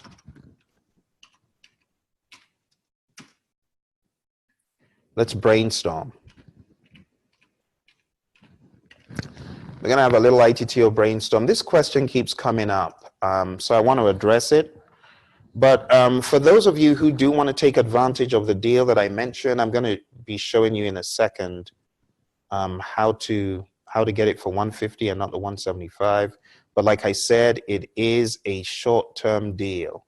Once I am off my soapbox here, that's it. So if you want to take advantage of the deal to get the course for 1 month for 150, you need to act like now.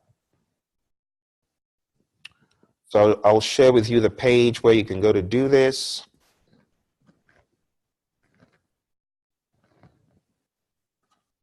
And you can sign up. But let me just talk to you about these ITTOs. Was that you, Mina, who asked the question?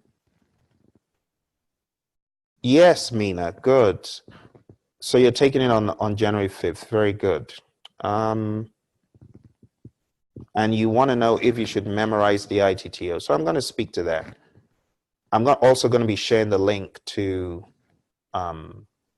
take advantage of this deal. So ITTOs, when you really boil ITTOs down, Mina, I'll be asking you a few questions and I want some participation, okay? All right. So what do you mean, Mina, when you say memorize? Let me make sure we are entirely on the same page, because it is easy to misunderstand what someone means by cram ITTOs. Let me also backtrack for a second, Mina. I want you to follow me back. Let's go back in time to what I showed you a few seconds ago. All right. So hold on, Mina. We're gonna go back in time. I'm gonna come back to this whiteboard, but I want you to go with me back in time to what I showed you from the PMI. So I'm going to stop this for a second, and I'm going to share this blurb from our friends at headquarters. So let's take a look at what it says in chapter 4. So Mina, I hope you're following me, okay? Follow me. Let's see. Right here,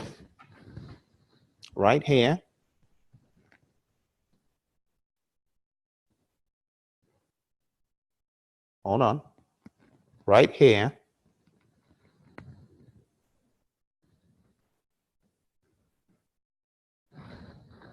did it say cram the inputs, tools, techniques, and outputs?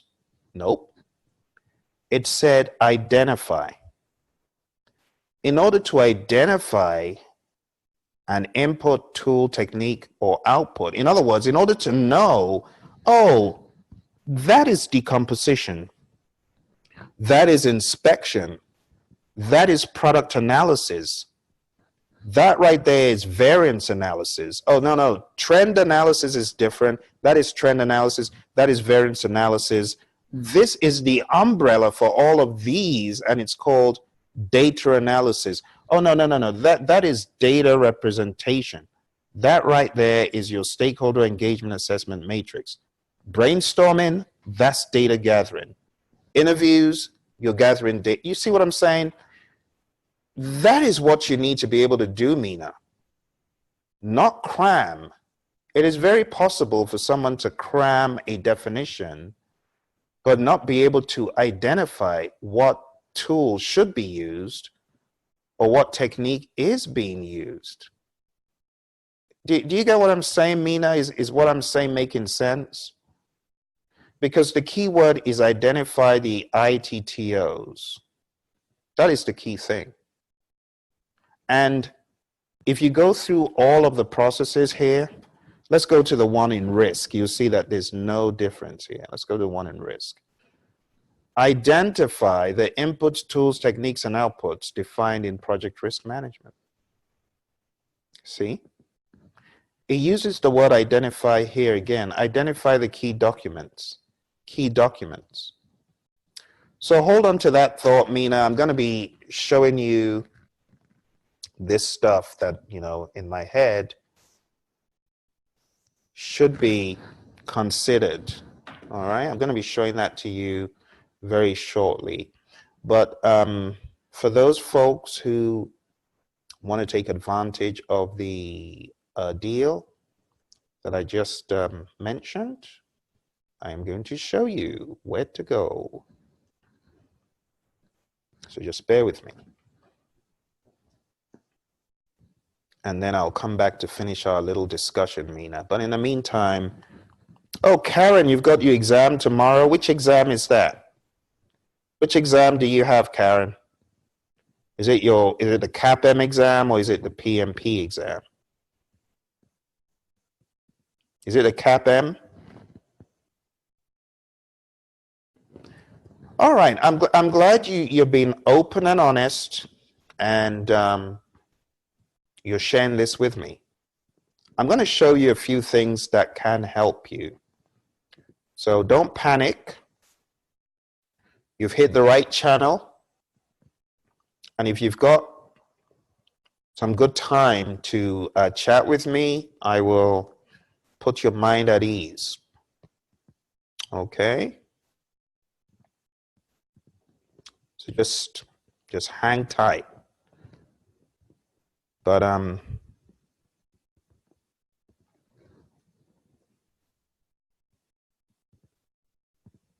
if your exam is tomorrow, yeah, there's no need to panic. I'll show you what to do. The first thing I would tell anyone whose exam is tomorrow is definitely do not panic, because panicking is not gonna do anything. So you just need to be calm, and you need to tell yourself, I can do this. Not a big deal. I mean, you didn't just wake up today and say, oh, my exam is tomorrow. You've been seeing it coming, right? So don't worry, don't fret. I'm going to show you what to do. I'm going to help you out. Just give me a second to help out these folks that may want to register for this course. And we'll spend some time on ITTOs. Okay? Don't worry. Having the exam tomorrow is actually a great thing, because when you get certified, you don't have to carry this stuff into the new year. So you're one up on some of our friends who are going to be carrying this into the new year. Okay, so for those of you folks who do want to sign up for the course, the Praizion course at this discount that I told you, the $25 discount. If you go to Praizion.com, and I'm going to show you right here, right now. Go to the Praizion.com site. Here. All right. When you go here, click on 35-hour PMP. And I've already explained this. Even though it says PMP, don't be moved by that. This stuff, honestly, at this level, it's CAPM. And then for our PMPs, we've got the more difficult quizzes and content that is outside of this main body of the course. But the main body of the course is really a PMBOK guide immersion. All right. Now, if you wanted to sign up for the 1 month, right there, it's $150. Just click on that, sign up. And like I said, this offer is available for a limited time. So if you're watching this video on the 28th of December, you're not going to be able to get this deal for the first month at $150. All right. This course will beat any of those courses out there. Any of those courses you got out there, I guarantee you, this will beat them hands down in getting you immersed into the deep dregs. You need to be in the deep dregs, trust me, for either your CAPM or PMP. All right, so let's take a look at this whiteboard. And I'm going to answer your questions about the ITTOs, and I'm also going to answer those questions about my exam is tomorrow. What am I going to do? Oh, Karen. Okay. Oh, you got your CAPM, Karen? That's not a big deal at all. Look, I'm going to show you what you need to do if your exam is tomorrow. Okay? But just hang tight, and I'm going to also show you this ITTO brainstorm thing right here.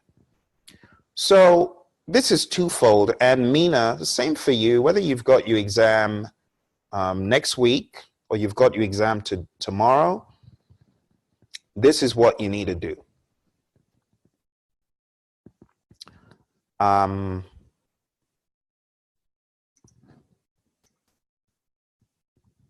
For each one of the 49 processes, Karen, if I were you, tonight, I would do this if I were you.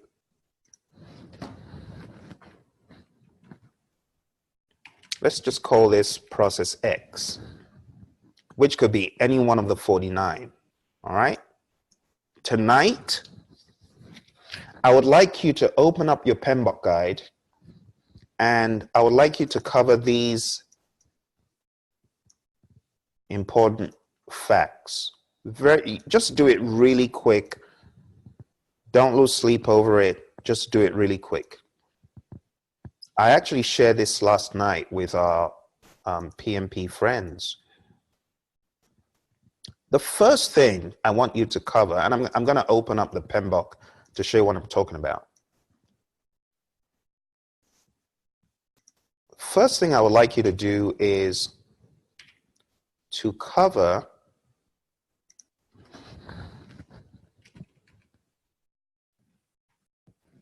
what do I mean by key definition? I'm going to show you. There is a lot to some of these process definitions, but I want you to cover the key definition. I'm going to show you in a second. So let me be better prepared here, Karen and Mina. I'm going to be better prepared let me get my trusty electronic PMBOK guide, because without my PMBOK guide, I can't really go into the details that I would like to. So I'm going to get my trusty PMBOK. Do you guys have your PMBOK guide to hand? Have you got a copy of the PMBOK guide right where you are? Chat into me, let me know.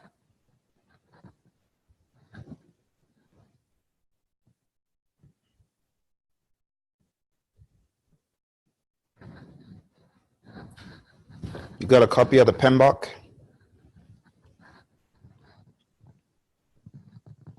Okay, I'm hoping you do, because I am going to be referring to some pages in the guide.